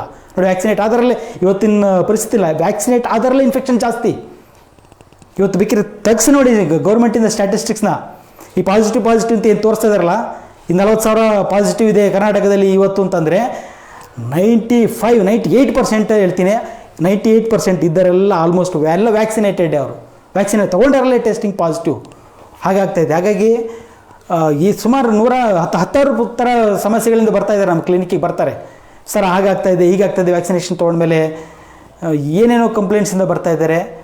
ಅದು ನೋಡಿ, ಅದನ್ನೇ ಹೇಳೋದು, ವ್ಯಾಕ್ಸಿನೇಷನ್ ತರಲಿಕ್ಕೆ 4 ರಿಂದ 5 ವರ್ಷ ಬೇಕು ಅಂತಾರಲ್ಲ. ಯಾಕೆಂದರೆ ಈ ರೀತಿ ಸ್ಟಡಿ ಆಗ್ತವೆ. ವ್ಯಾಕ್ಸಿನ್ ಕೊಡ್ತಾರೆ, ಒಂದು ವ್ಯಾಕ್ಸಿನ್ ಕೊಟ್ಟು ನೋಡ್ತಾರೆ, ಸೆಕೆಂಡ್ ಡೋಸ್ ಆಫ್ ವ್ಯಾಕ್ಸಿನೇಷನ್ ಕೊಡ್ತಾರೆ, ಕೆಲವು ಜಲ್ಲಿ ನೋಡ್ತಾರೆ ಏನೇನು ಸೈಡ್ ಎಫೆಕ್ಟ್ಸ್ ಬರ್ತಾ ಇದೆ ಅದನ್ನೆಲ್ಲ ಮೆನ್ಷನ್ ಮಾಡಬೇಕು. ಆಮೇಲೆ ಏಜ್ ಬೇರೆ ವಯಸ್ಸಿನವ್ರನ್ನೆಲ್ಲ ಕೊಡಬೇಕು. ಆಮೇಲೆ ಬೇರೆ ಕಾಯಿಲೆ ಇದ್ದಂಥವ್ರಲ್ಲಿ, ಶುಗರ್ ಇದ್ದಂಥವ್ರಲ್ಲಿ, PP ಇದ್ದಂಥವ್ರಲ್ಲಿ, ಕ್ಯಾನ್ಸರ್ ಇದ್ದಂಥವ್ರು, ಇಂಥವ್ರಲ್ಲೆಲ್ಲ ವ್ಯಾಕ್ಸಿನೇಷನ್ ಕೊಟ್ಟು ರಿಸರ್ಚ್ ಮಾಡಿ 4 ರಿಂದ 5 ವರ್ಷ ಈ ರೀತಿ ರಿಸರ್ಚ್ ಆಗಿಬಿಟ್ಟು ನಂತರ ವ್ಯಾಕ್ಸಿನನ್ನು ತೊಗೊಂಬರ್ತಾರೆ. 6 ತಿಂಗಳಿಗೆ ತೊಗೊಂಬಂದಿದ್ದಾರೆ ವ್ಯಾಕ್ಸಿನನ್ನು. ಯಾರ ಮೇಲೆ ಸ್ಟಡಿ ಆಗಿದೆ, ಎಲ್ಲಿ ಸ್ಟಡಿ ಆಗಿದೆ ಗೊತ್ತಿಲ್ಲ. ತಂದರು ಒಂದು 20 ಜನ, 30 ಜನ ಅಥವಾ 50 ಜನದ ಮೇಲೆ ಸ್ಟಡಿ ಮಾಡಿಬಿಟ್ಟು ತೊಗೊಂಬಂದರು. ಅದರಲ್ಲೂ ಕೂಡ ವ್ಯಾಕ್ಸಿನೇಷನ್ ಮಾಡಿ ರಿಸರ್ಚ್ ನಡೆಯೋ ಟೈಮ್ನಲ್ಲೂ ಕೂಡ ಡೆತ್ ಆಗಿದೆ. ಅದು ಕೂಡ ಇಶ್ಯೂ ಆಗಿತ್ತಲ್ಲಿ. ಬಟ್ ದೊಡ್ಡ ಕಂಪ್ನಿಗಳು, ವ್ಯಾಕ್ಸಿನೇಷನ್ ಕಂಪ್ನಿಗಳು ಅಂದರೆ ಲಕ್ಷಾಂತರ ಕೋಟಿ ರೂಪಾಯಿ ಬಂಡವಾಳ ಹಾಕಿ, ಲಕ್ಷಾಂತರ ಕೋಟಿ ಬಂಡವಾಳ ಅಲ್ಲ, ದುಡಿಮೆ ಮಾಡತಕ್ಕಂಥವು, ಲಕ್ಷಾಂತರ ಕೋಟಿ ರೂಪಾಯಿ ದುಡಿಮೆ ಮಾಡ್ತಿರ್ತಕ್ಕಂಥ ವ್ಯಾಕ್ಸಿನೇಷನ್ ಕಂಪ್ನಿಗಳು ಇಂಥವನ್ನೆಲ್ಲ ಮುಚ್ಚಾಗ್ತವೆ. ಹಾಗಾಗಿ ನಾನು ಹೇಳೋದು, ನಾನು ಯಾವುದ್ರ ಮೇಲೂ ನಂಬಲ್ಲ, ನಾನು ಯಾವ ಮೆಡಿಸಿನ್ ಮೇಲೂ ಅಷ್ಟೊಂದು ನಂಬಿಕೆ ಇಲ್ಲ ನನಗೆ. ಆರೋಗ್ಯ ಕಾಪಾಡ್ಕೋಬೇಕು ಅಂತ ಅಷ್ಟೇ ಹೇಳೋದು ನಾನು. ನಾನೊಬ್ಬ ಯಾವುದೇ ಎಕ್ಸ್ಪರ್ಟ್, ಈ ಎಕ್ಸ್ಪರ್ಟ್ ಅಂತ ಹೇಳ್ತಾರಲ್ಲ, ಅದು ಬೇಕಾಗಿಲ್ಲ. ನಾನೊಬ್ಬ ಹೆಲ್ತ್ ಎಕ್ಸ್ಪರ್ಟ್ ಅನ್ನಂಗೆ ಆಗಬೇಕು. ಆರೋಗ್ಯ ಕಾಪಾಡ್ಕೊಳ್ಳೋದು ಹೇಗೆ ಅನ್ನೋದನ್ನ ಹೇಳ್ಕೊಡೋದು ಎಕ್ಸ್ಪರ್ಟ್ ಆಗಬೇಕು. ಜ್ವರಕ್ಕೆ ಈ ಮಾತ್ರೆ ತಗೋ, ಆ ಮಾತ್ರೆ ತಗೋ ಅಂತ ಹೇಳಿಬಿಟ್ಟು ನಾನು ಕೊರೋನಾ ಎಕ್ಸ್ಪರ್ಟ್ ಅಂದ್ಕೊಳ್ಳೋದು, ಯಾರೊಬ್ಬ ನಾನು ಹೃದಯದ ಎಕ್ಸ್ಪರ್ಟ್, ನಾನು ಕಿಡ್ನಿ ಎಕ್ಸ್ಪರ್ಟು, ಅದು ಬೇಕಾಗಿಲ್ಲ. ಆರೋಗ್ಯದ ಎಕ್ಸ್ಪರ್ಟ್ಸ್ ಬೇಕು ನಮಗೆ. ಆರೋಗ್ಯವನ್ನು ಕಾಪಾಡ್ಕೊಳ್ಳೋದು ಹೇಗೆ ಅಂತ ಹೇಳ್ತಕ್ಕಂಥ ಎಕ್ಸ್ಪರ್ಟ್ಸ್ ಆಗಬೇಕು ಪ್ರತಿಯೊಬ್ಬ ಡಾಕ್ಟ್ರು. ಅದು ನಮ್ಮಲ್ಲಿ ಹಿಂದಿನ ಒಂದು ನಮ್ಮ ವೈದ್ಯಕೀಯ ಪದ್ಧತಿ, ನಮ್ಮ ದೇಶದ ವೈದ್ಯಕೀಯ ಪದ್ಧತಿನಲ್ಲಿ ಇದ್ದಿದ್ದು ಆರೋಗ್ಯ ಕಾಪಾಡ್ಕೊಳ್ಳೋದು ಹೇಳೋದ್ರ ಬಗ್ಗೆ. ಮನೇಲಿ ಇದ್ದಿರ್ತಕ್ಕಂಥ ಆಹಾರದಲ್ಲಿ ಬದಲಾವಣೆ ಹೇಳ್ತಾ ಇದ್ದಿದ್ದು. ಅವರೇನು ತಂದು ಕೊಡ್ತಾ ಇರಲಿಲ್ಲ, ಔಷಧಿನ ಮೆಡಿಸಿನ್ ತಯಾರು ಮಾಡಿ ಯಾವುದೊಂದು ಗಿಡಮೂಲಿಕೆಗಳನ್ನು ತಂದುಬಿಟ್ಟು ಕೊಡ್ತಾಯಿದ್ರು. ಮನೇಲಿ ಏನೇನು ತಿನ್ನಬೇಕು ಅಂತ ಹೇಳ್ತಾ ಇದ್ದಿಲ್ಲ, ಅದಷ್ಟನ್ನು ಮಾಡ್ಕೊಂಡು ಹೋದರೆ ಸಾಕು. Sir, if a person is infected, does and all family members wear mask at home? ಕಂಪ್ಲೀಟಾಗಿ ಮಾಸ್ಕ್ ಯೂಸ್ ಮಾಡೋದನ್ನು ಸ್ಟಾಪ್ ಮಾಡಿ. ನೀವು ಇನ್ ಕೇಸ್ ನಿಮಗೆ ಪಾಸಿಟಿವ್ ಇತ್ತು ಅಂತಂದರೆ ಮನೇಲಿ ಯಾವುದೇ ಕಾರಣಕ್ಕೆ ಮನೇಲಿ ಹಾಕಬೇಡಿ ಮಾಸ್ಕನ್ನು. ನೋಡಿ, virus first of all protect ಮಾಡಲ್ಲ. ಮಾಸ್ಕ್ ಹಾಕ್ಕೊಂಡ್ರೆ ನಿಮಗೆ ಇನ್ಫೆಕ್ಷನ್ ಬರುತ್ತೆ, ಅದೆಲ್ಲ ಸುಳ್ಳದು. ಯಾಕಂದರೆ ಎಷ್ಟು ಲಕ್ಷಾಂತರ ಜನ, ಎಷ್ಟು ಇನ್ಫೆಕ್ಷನ್ ಆಗಿರತಕ್ಕಂಥವ್ರು, ಎಷ್ಟು ಕೋಟಿ ಜನ ಇನ್ಫೆಕ್ಷನ್ ಆಗಿರುತ್ತೆ ಅಂದರೆ ಅವ್ರು ಯಾರು ಮಾಸ್ಕ್ ಯೂಸ್ ಮಾಡಿಲ್ವಾ? ಸರ್ಕಾರದಲ್ಲಿ ಎಷ್ಟೊಂದು ಜನ ರಾಜಕಾರಣಿಗಳಿಗೆಲ್ಲ ಇನ್ಫೆಕ್ಷನ್ ಆಯಿತು ಅಂದರೆ ಅವ್ರು ಮಾಸ್ಕ್ ಯೂಸ್ ಮಾಡಿಲ್ಲ ಅಂತನಾ? ಹಾಗಿದ್ರೆ ಅವ್ರ ಮೇಲೆ ಕೇಸ್ ಹಾಕ್ಬೇಕು ನಾವು. ಈ ಮಾಸ್ಕು ಪ್ರೊಟೆಕ್ಟ್ ಮಾಡುತ್ತೆ ನಮ್ಮನ್ನು ಅಂತ ನೀವು ಹೇಳೋದಾದರೆ, ಈಗ ಯಾರ್ಯಾರು ಪಾಸಿಟಿವ್ ಬಂದಿದ್ದಲ್ಲ ಅವರೆಲ್ಲರ ಮೇಲೆ ಕೇಸ್ ಹಾಕಬೇಕು. ಯಾಕಂದರೆ ಅವರೆಲ್ಲರೂ ಇನ್ಫೆಕ್ಷನ್ ಆಗಿಬಿಟ್ಟಿದೆ, ಅವ್ರು ಮಾಸ್ಕ್ ಹಾಕಿಲ್ಲ ಹಂಗಾಗಿ ಇನ್ಫೆಕ್ಷನ್ ಆಗಿದೆ ಅಂತ ಹೇಳ್ಬಿಟ್ಟು ಅವ್ರ ಮೇಲೆ ಕೇಸ್ ಹಾಕಬೇಕಾಗತ್ತೆ. ಯಾಕೆ ಮಾಜಿ ಮುಖ್ಯಮಂತ್ರಿಗಳೆಲ್ಲ ಇನ್ಫೆಕ್ಟ್ ಆದರು. ಈಗ ಇರ್ತಕ್ಕಂಥ ಹಾಲಿ ಮುಖ್ಯಮಂತ್ರಿಗಳು ಕೂಡ ಇನ್ಫೆಕ್ಟ್ ಆಗಿದ್ದಾರೆ. ಅವ್ರಿಗೆ ಮಾಸ್ಕ್ ಹಾಕಿಲ್ವ ಅವರು? ಮಾಸ್ಕ್ ಆಗಲಿ, ಮೆಡಿಸಿನ್ ಆಗಲಿ, ವ್ಯಾಕ್ಸಿನ್ ಆಗಲಿ, ಕಂಪ್ಲೀಟ್ ಡಿಪೆಂಡೆನ್ಸ್ ಬೇಡ. ಫಸ್ಟ್ ಆಫ್ ಆಲ್ ಮಾಸ್ಕ್ ಒಂದು ಪ್ರೊಟೆಕ್ಷನ್ ಇಲ್ಲ, ಒಂದನೇದು. ಎರಡನೇದಾಗಿ ಮಾಸ್ಕ್ ಯೂಸ್ ಮಾಡೋದ್ರಿಂದ ಏನಾಗುತ್ತೆ, ನಿಮಗೆ ಉಸಿರಾಟಕ್ಕೆ ತೊಂದರೆ ಆಗುತ್ತೆ, ಸ್ಯಾಚುರೇಷನ್ ಲೆವೆಲ್ ಕಮ್ಮಿ ಆಗೋ ಸಾಧ್ಯತೆಗಳಿರುತ್ತೆ. ಸುಮಾರು ನಾನು ಮಾಡಿ ವಿಡಿಯೋ ಮಾಡ್ಕೊಂಡು ಇಟ್ಕೊಂಡಿದ್ದೇನೆ ಅದನ್ನು. ಮಾಸ್ಕ್ ಹಾಕೊಂಡಾಗ ಸ್ಯಾಚುರೇಷನ್ ಕಡಿಮೆ ಇರ್ತಿತ್ತು, ಮಾಸ್ಕ್ ಬಿಚ್ಚಿಸಿ ಒಂದು 5 ನಿಮಿಷ ಸುಮ್ಮನೆ ಮಾತಾಡಿಸಿ ಆಮೇಲೆ ಚೆಕ್ ಮಾಡಿದರೆ ಸ್ಯಾಚುರೇಷನ್ ಲೆವೆಲ್ ಜಾಸ್ತಿ ಇರ್ತಿತ್ತು. Mask itself reduces your saturation level. ಮಾಸ್ಕಿನ ಒಂದು ಅವಶ್ಯಕತೆ ಏನಿಲ್ಲ. ಹೊರಗಡೆ ಹೋದಾಗ ಬೇಗ ಹಾಕ್ಕೊಳ್ಳಿ ಅಂತೇಳಿ ಬಿಲ್ ಹಿಡ್ಕೊಂಡು ನಿಂತಿರ್ತಾರೆ. ಅಲ್ಲಿ ಹೋದಾಗ ಹಾಕ್ಕೊಳ್ಳಿ. ಅಕಸ್ಮಾತ್ ನಿಮಗೆ ಕೆಮ್ಮು ನೆಗಡಿ ಜ್ವರ ಇತ್ತ ಅಂತ ಟೈಮಲ್ಲಿ ಹೊರಗಡೆನೂ ಹೋಗಬೇಡಿ, ಮನೇಲಿ ಇದ್ಬಿಟ್ಟು ಆರಾಮಾಗಿ ಆರೈಕೆ ಮಾಡ್ಕೊಳ್ಳಿ ನೀವು. ಆಮೇಲೆ ಮನೇಲಿ ಯಾರಿಗೊಬ್ರಿಗೆ ಇನ್ಫೆಕ್ಷನ್ ಆಗಿದೆ ಅಂತ ಮಾಸ್ಕನ್ನು ಹಾಕಬೇಡಿ. ಈಗ ಇನ್ನೊಂದು ಏನು ಪ್ರಾಬ್ಲಮ್ ಅಂತಂದರೆ, ಮಾಸ್ಕ್ ಹಾಕಿದ್ರೆ ಏನಾಗುತ್ತೆ, ವೈರಸ್ಸು ಹೊರಗೆ ಬರಲ್ಲ. ವೈರಸ್ ಹೊರಗೆ ಹೋಗಲ್ಲ ಅಂತಂದಾಗ, ನಮ್ಮ ದೇಹದಿಂದ ವೈರಸ್ ಹೊರಗೆ ಹೋಗಲ್ಲ ಅಂತಂದಾಗ, ನಾನು ಮಾಸ್ಕ್ ಹಾಕ್ಕೊಂಡಿದ್ದೀನಿ ಅಂತಂದರೆ ನನ್ನ ದೇಹದಿಂದ ವೈರಸ್ ಹೊರಗಡೆ ಹೋಗಲ್ಲ. ಇಲ್ಲ ಹೋಗ್ಬಿಡ್ತದೆ. ವಾಟ್ಸಪ್ ಕಾಲ್ ಮಾಡಿದ್ದಾರೆ ಅನ್ಸುತ್ತೆ, ಇಲ್ಲಿ ಬಿಟ್ಟು ಹಿಂಗೆ ಮಾಸ್ಕನ್ನು ನಾನು ಹಾಕ್ಕೊಂಡಿದ್ರೆ ನನ್ನ ದೇಹದಿಂದ ವೈರಸ್ ಹೊರಗಲೇ ಹೋಗಲ್ಲ. ವೈರಸ್ ಎಲ್ಲಿ ಸಾಯುತ್ತೆ? ಇದು ವೈರಸ್ ನಮ್ಮ ದೇಹದೊಳಗೆ ಸಾಯೋದು ಚಾನ್ಸಸ್ ಕಮ್ಮಿ. ನಮ್ಮ ದೇಹದಲ್ಲಿ ಸೆಲ್ಸಲ್ಲಿದ್ದಾಗ ಮಲ್ಟಿಪ್ಲೈ ಆಗುತ್ತೆ. ಒಂದಿರೋದು 2, 2 ಇರೋದು 4 ರೀತಿ ಮಲ್ಟಿಪ್ಲೈ ಆಗುತ್ತೆ. ಇದಕ್ಕೆ ವೈರಸ್ಸಿಗೆ ಜೀವ ಬರೋದು ಅಥವಾ ಜೀವ ಕಂಟಿನ್ಯೂ ಆಗೋದು ಯಾವುದರಲ್ಲಿ ಅಂದರೆ ನಮ್ಮ ದೇಹದಲ್ಲಿ. ಅದೇ ನಾನು ಉಸಿರು ಬಿಟ್ಟು ಹೊರಗಡೆ ಬಿಟ್ಟಾಗ ಹೊರಗಡೆ ಬಂದಂಥ ವೈರಸ್ಸು ಕೆಲವೇ ಸೆಕೆಂಡ್ಗಳಲ್ಲಿ ಸತ್ತೋಗುತ್ತೆ ಅದು. ಸೊ ಹಾಗಾಗಿ ನೀವು ಮಾಸ್ಕನ್ನು ತೆಗೆದ್ರೆ ನಿಮ್ಮ ದೇಹದಲ್ಲಿ ಉತ್ಪತ್ತಿ ಆಗ್ತಕ್ಕಂಥ ವೈರಸ್ಸಲ್ಲಿ ಹೊರಗಡೆ ಹೋಗಿ ಸಾಯ್ತಾ ಇರ್ತತೆ. ನೀವು ಮಾಸ್ಕ್ ಹಾಕ್ಕೊಂಡು ವೈರಸ್ನ ಹೊರಗೆ ಹಾಕಲಿಲ್ಲ, ಒಳಗಡೆ ಇಟ್ಕೊಂಡ್ರೆ ನಿಮ್ಮ ದೇಹದಲ್ಲಿ ವೈರಸ್ ಬೆಳೀತಾ ಹೋಗುತ್ತೆ. ಒಂದಿದ್ದು 4 ಲಕ್ಷ ಬಿಲಿಯನ್ಸ್ನಲ್ಲಿ ಮಲ್ಟಿಪ್ಲೈ ಆಗ್ತಾ ಹೋಗುತ್ತೆ, ನಿಮಗೆ ತೊಂದರೆ ಮಾಡುತ್ತೆ.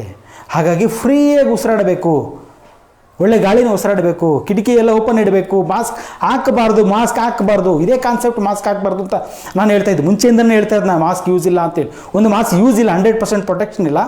ಎರಡನೇದಾಗಿ ರೋಗಿಗೆ ತೊಂದರೆ ಕೊಡುತ್ತೆ, ಉಸಿರಾಟಕ್ಕೆ ತೊಂದರೆ ಕೊಡುತ್ತೆ, ಸ್ಯಾಚುರೇಷನ್ ಲೆವೆಲ್ ಕಮ್ಮಿ ಮಾಡುತ್ತೆ. ರೋಗಿಯಲ್ಲಿ ವೈರಲ್ ಲೋಡನ್ನು ಜಾಸ್ತಿ ಮಾಡಿ ಆರೋಗ್ಯಕ್ಕೆ ತೊಂದರೆ ಆಗುತ್ತೆ, ಡೆತ್ ಆಗಲಿಕ್ಕೆ ಕಾರಣ ಆಗುತ್ತೆ ಅಂತ ನಾನು ಮುಂಚೆಯಿಂದನೇ ಹೇಳ್ತಾ ಬರ್ತಾಯಿದ್ದೆ. ಹಾಗಾಗಿ ಇನ್ಫೆಕ್ಷನ್ ಇದೆಯಾ, ಪಾಸಿಟಿವ್ ಇದೆಯಾ, ನೆಗೆಟಿವ್ ಇದೆ ಬಿಟ್ಟು ಹಾಕಿದ್ರೆ ತಲೆಯಿಂದ ಕಿತ್ತಿ ಬಿಸಾಕಿ. ಮಾಸ್ಕಿನ ಅವಶ್ಯಕತೆ ಮನೇಲಂತೂ ಇಲ್ಲ. Why so many deaths in second waves? We lost our dear ones. In many families lost 2 to 3 members. We didn't know what was the oximeter lung infection in second wave. We are very afraid of second wave. ಹೌದು, ನನ್ನ ಫ್ಯಾಮಿಲಿಯಲ್ಲೂ ಕೂಡ death ಆಗಿದೆ, ಇಲ್ಲ ಅಂತ ಹೇಳ್ತಿಲ್ಲ. ನಾನೇ ಕಣ್ಣಾರ ನೋಡಿದ್ದೀನಿ ಸಾವನ್ನು. ಬೇಸಿಕ್ ಕಾನ್ಸೆಪ್ಟ್ ನೀವು ತಲೆ ಇಟ್ಕೊಳ್ಳಿ. ಮೊದಲನೇ ಅಲೆ ಬಂತು, ವೈರಸ್ ಬಂದು ಇನ್ಫೆಕ್ಟ್ ಮಾಡ್ತಾಯಿತ್ತು. ಅಲ್ಲೊಬ್ರಿಗೆ ಇಲ್ಲೊಬ್ರಿಗೆ ಇನ್ಫೆಕ್ಷನ್ ಆಗ್ತಾಯಿತ್ತು. ಆರೋಗ್ಯದಲ್ಲಿ ಏರ್ಪೇರು ಇದ್ದಂಥವ್ರು, ಕಾಯಿಲೆ ಇದ್ದಂಥವ್ರು, ನೋಡಿ ವಯಸ್ಸಾದಂಥವ್ರು, ಮುಂಚೆನೇ ಕಾಯಿಲೆ ಇದ್ದಂಥವ್ರು, ಅಂಥವರಲ್ಲಿ ಸಾವಾಗ್ತಾಯಿತ್ತು. ಅಂದರೆ ಅವರಿಗೆ ಮುಂಚೆನೇ ತೊಂದರೆ ಇರ್ತಾಯಿತ್ತು, ಆರೋಗ್ಯದ ಸಮಸ್ಯೆ ಇರ್ತಾಯಿತ್ತು. ಅವರಲ್ಲಿ ವೈರಲ್ ಇನ್ಫೆಕ್ಷನ್, ಇದು ಅಂತಲ್ಲ ಯಾವುದೇ ಒಂದು ವೈರಲ್ ಇನ್ಫೆಕ್ಷನ್ ಆದರೂ ಅವರಲ್ಲಿ ಸಾವು ಸಂಭವಿಸುವಂಥ ಸಾಧ್ಯತೆ ಇತ್ತು. ಇದು ಮೊದಲನೇ ಅಲೆ, ಅಂದರೆ ಇಲ್ಲೊಂದು ಕೇಸಸ್ ಬರ್ತಾ ಇದ್ದಿದ್ದು, ಇನ್ಫೆಕ್ಷನ್ ಆಗ್ತಾ ಇದ್ದಿದ್ದು ಮೊದಲನೇ ಅಲೆ. ಏನು ಮಾಡಿದ್ವಿ ನಾವು? ಸುಮ್ಮನೆ ಇರಲಾರ್ದಲ್ಲೇ ಆ್ಯಂಟಿಬಯೋಟಿಕ್ಸ್ ಕೊಟ್ವಿ, ಆ್ಯಂಟಿವೈರಲ್ ಡ್ರಗ್ ಕೊಟ್ವಿ, ಆ್ಯಂಟಿಪ್ರೋಟೋಜೋಲ್ ಡ್ರಗ್ ಕೊಟ್ವಿ. ಮಾಸ್ಕ್ ಹಾಕ್ಕೊಂಡು ಮುಚ್ಚಿಟ್ಕೊಳ್ಳೋಕ್ಕೆ ಸ್ಟಾರ್ಟ್ ಮಾಡಿದ್ವಿ ವೈರಸ್ನ ನಮ್ಮ ದೇಹದಲ್ಲೇ. ಸ್ಯಾನಿಟೈಸರ್ ಹಾಕಿ ಉಜ್ಕೊತಾ ಇದ್ವಿ. ಆಮೇಲೆ ಸ್ಯಾನಿಟೈಸರೆಲ್ಲ ಸ್ಪ್ರೇ ಮಾಡ್ತಾಯಿದ್ವಿ, ರೋಡ್ ತುಂಬ ಸ್ಪ್ರೇ ಮಾಡೋದು, ಸ್ಯಾನಿಟೈಸರ್ ಒಳಗಡೆ ನಡ್ಕೊಂಡು ಹೋಗೋದು. ಎಂಥ ನಾನ್ಸೆನ್ಸ್, ಎಂಥ ಫೂಲಿಶ್ನೆಸ್ ಕೆಲಸ ಮಾಡ್ತಾಯಿದ್ದಿದ್ದು ಅವೆಲ್ಲ. ಇಷ್ಟೆಲ್ಲ ಮಾಡಿ ಅದ್ರ ಜೊತೆಗೆ ವ್ಯಾಕ್ಸಿನೇಷನ್ ತೊಗೊಂಬಂದ್ವಿ. ವ್ಯಾಕ್ಸಿನೇಷನ್ ಬಂದಿದ್ದು ಯಾವಾಗ? ಸೊ ಜನವರಿನಲ್ಲಿ ವ್ಯಾಕ್ಸಿನೇಷನ್ ಸ್ಟಾರ್ಟ್ ಆಯಿತು. ಸೆಕೆಂಡ್ ವೇವ್ ವ್ಯಾಕ್ಸಿನೇಷನ್ ಸ್ಟಾರ್ಟ್ ಆಗಿ 3 ತಿಂಗಳಿಗೆ ನಮ್ಮಲ್ಲಿ ಏಪ್ರಿಲ್ನಲ್ಲಿ ಒಂದು ಡೆಲ್ಟಾ ವೇವ್ ಮ್ಯೂಟೇಷನ್ ಆಗುತ್ತೆ. ಮ್ಯೂಟೇಷನಿಗೆ ಕಾರಣನೇ ನಾವು ತಂದು ಕೊಡ್ತಕ್ಕಂಥ ಮೆಡಿಸಿನ್, ನಾವು ಕೊಡ್ತಕ್ಕಂಥ ವ್ಯಾಕ್ಸಿನೇಷನ್ನಿಂದ ಮ್ಯೂಟೇಷನ್ ಆಗಿಬಿಟ್ಟು ಮ್ಯೂಟೇಷನ್ ಆಗಿ ವೇರಿಯೇಷನ್ ಬಂತು, ನಮ್ಮಲ್ಲಿ ರೂಪಾಂತರಿ ಬಂತು. ರೂಪಾಂತರಿ ಏನಾಗಿ ಬರುತ್ತೆ ಹೇಳಿ? ಪ್ರತಿ ಸಲ ಒಂದು ಸಲ ಮ್ಯೂಟೇಷನ್ ಆಯಿತು ಅಂದರೆ ಸ್ಟ್ರಾಂಗ್ ಆಗುತ್ತೆ, ವೀಕ್ ಆಗಲ್ಲ. ಮೊದಲನೇ ಅಲೆ ಇದ್ದಿದ್ದು ಸಿಂಪಲ್ ವೈರಸ್ ಇತ್ತು, ಅದು ಮ್ಯೂಟೇಷನ್ ಆಗಿ ಸ್ಟ್ರಾಂಗ್ ವೈರಸ್ ಆಗಿ ಬಂತು. ಯಾಕೆ? ನಾವು ವ್ಯಾಕ್ಸಿನ್ ಕೊಟ್ಟು, ನಾವು ಮೆಡಿಸಿನ್ ಕೊಟ್ಟು ಸ್ಟ್ರಾಂಗ್ ಆಯ್ತದು. But at the same time ನಾವೆಲ್ಲ ಎಕ್ಸ್ಪೋಸ್ ಆಗಿಲ್ಲ, ನಾವೆಲ್ಲ ಇನ್ಫೆಕ್ಟ್ ಆಗಿಲ್ಲ, ನಮ್ಮಲ್ಲಿ ಆ್ಯಂಟಿಬಾಡೀಸ್ ಬಂದಿಲ್ಲ. ಸ್ಟ್ರಾಂಗ್ ಆಗಿರೋ ವೈರಸ್ ಬಂದು ನನಗೆ ಇನ್ಫೆಕ್ಟ್ ಆಯಿತು, ನನ್ನಲ್ಲಿ ಡೆತ್ ಆಯಿತು. ಮೊದಲನೇ ಅಲೆ ವೈರಸ್ಸು ಸಿಂಪಲ್ ಇತ್ತು, ನಾವು ಅದನ್ನು ಮ್ಯೂಟೇಷನ್ ಮಾಡಿಬಿಟ್ಟು ವ್ಯಾಕ್ಸಿನೇಷನ್ ಕೊಟ್ಟು ಮೆಡಿಸಿನನ್ನು ಕೊಟ್ಟು ಅದಕ್ಕೆ ಮ್ಯೂಟೇಷನ್ ಆಗಲಿಕ್ಕೆ ನಾವು ಕಾರಣ ಆಗಿಬಿಟ್ಟು ಒಂದು ಡೇಂಜರಸ್ ವೈರಸ್ ಅಂದರೆ ಡೆಲ್ಟಾ ವೈರಸ್ ಬಂತು. ಈ ಡೆಲ್ಟಾ ವೈರಸ್ ಬಂತು ಸೆಕೆಂಡ್ ವೇವ್ನಲ್ಲಿ, ಬಟ್ ನನಗೆ ಎಕ್ಸ್ಪೋಸ್ ಆಗಿಲ್ಲ, ನನ್ನಲ್ಲಿ ಆ್ಯಂಟಿಬಾಡೀಸ್ ಇಲ್ಲ ಅಂತ ಅಂದ್ಕೊಳ್ಳಿ. ಹಾಗಾಗಿ ಡೆತ್ಸ್ ಆಗಲಿಕ್ಕೆ ಒಂದು ಚಾನ್ಸ್ ಸಿಗ್ತದೆ. ಬಟ್ ಈಗ 3ನೇ ಅಲೆಯಲ್ಲಿ ಆ ಸಾಧ್ಯತೆ ಇಲ್ಲ. ಯಾಕೆ ಹೇಳಿ? ಸೆಕೆಂಡ್ ವೇವ್ನಲ್ಲಿ 2ನೇ ಅಲೆಯಲ್ಲಿ ಪ್ರತಿಯೊಬ್ಬರು ಕೂಡ ಇನ್ಫೆಕ್ಟ್ ಆಗಿದ್ದಾರೆ, ಪ್ರತಿಯೊಬ್ಬರಲ್ಲೂ ಕೂಡ ಆ್ಯಂಟಿಬಾಡೀಸ್ ಬಂದಿದೆ. ಈ ಒಂದು ಕೊರೋನಾ ಅನ್ನೋದು ಇನ್ನೂ ಸ್ಟ್ರಾಂಗಾಗಿ ಬಂದಿದೆ. Omicron is not simple form. ನಾನು ಹೇಳ್ತೀನಿ ಸಿಂಪಲ್ ಫಾರ್ಮ್ ಅಂತ ನಾನು ಹೇಳ್ತೀನಿ. ಅದು ಸಿಂಪಲ್ ಯಾಕೆ ಕಾಣ್ತಾ ಇದೆ ಅಂತಂದರೆ ನಮ್ಮಲ್ಲಿ ಪ್ರತಿಯೊಬ್ಬರಲ್ಲಿ ಆ್ಯಂಟಿಬಾಡೀಸ್ ಬಂದು ನಮ್ಮಲ್ಲಿ ಸ್ಟ್ರೆಂತ್ ಬಂದಿದೆ. ಹಾಗಾಗಿ ಈ ಒಂದು ಒಮೆಕ್ರಾನ್ ಅನ್ನೋದು ವೀಕ್ ಕಾಣ್ತಾ ಇದೆ. ಅಕಸ್ಮಾತ್ ಸೆಕೆಂಡ್ ವೇವ್ನಲ್ಲೂ ಕೂಡ ಯಾರೂ ಎಕ್ಸ್ಪೋಸ್ ಆಗಿರಲಿಲ್ಲ, ಯಾರಿಗೂ ಜಾಸ್ತಿ ಜನದಲ್ಲಿ ಇನ್ಫೆಕ್ಷನ್ ಆಗಿರಲಿಲ್ಲ ಅಂತಂದರೆ ಥರ್ಡ್ ವೇವು ಇನ್ನೂ ಭಯಾನಕವಾಗಿರ್ತಾ ಇತ್ತು. ನಾವೀಗೇನು ನೋಡ್ತಿದ್ವಿ ಒಮೆಕ್ರಾನು ತುಂಬಾ ಭಯಾನಕವಾಗಿರಬೇಕಾಗಿತ್ತು. ಯಾಕಂದರೆ ಇನ್ನೂ ಸ್ಟ್ರಾಂಗ್ ಅದು ಮ್ಯುಟೇಷನ್ ಆಗಿರೋದಂದ್ರೆ ಸ್ಟ್ರಾಂಗ್ ಆಗೇ ಬರೋದು, ಅದು ಇನ್ನೂ ಸ್ಟ್ರಾಂಗ್ ಆಗಿ ಬಂದಿರುತ್ತೆ. ಬಟ್ ಸ್ಟ್ರಾಂಗ್ ಆಗಿ ಬಂದರೂ ಕೂಡ ಸೆಕೆಂಡ್ ವೇವ್ನಲ್ಲಿ ಪ್ರತಿಯೊಬ್ಬರು ಇನ್ಫೆಕ್ಟ್ ಆಗಿ ನಾವು ಆ್ಯಂಟಿಬಾಡೀಸ್ ಬೆಳೆಸ್ಕೊಂಡಿರೋದ್ರಿಂದ ಈ ಥರ್ಡ್ ವೇವ್ನಲ್ಲಿ ಏನೂ ತೊಂದರೆ ಆಗ್ತಾಯಿಲ್ಲ. ಏನಿದು ಸಮಸ್ಯೆ ಇದೆ?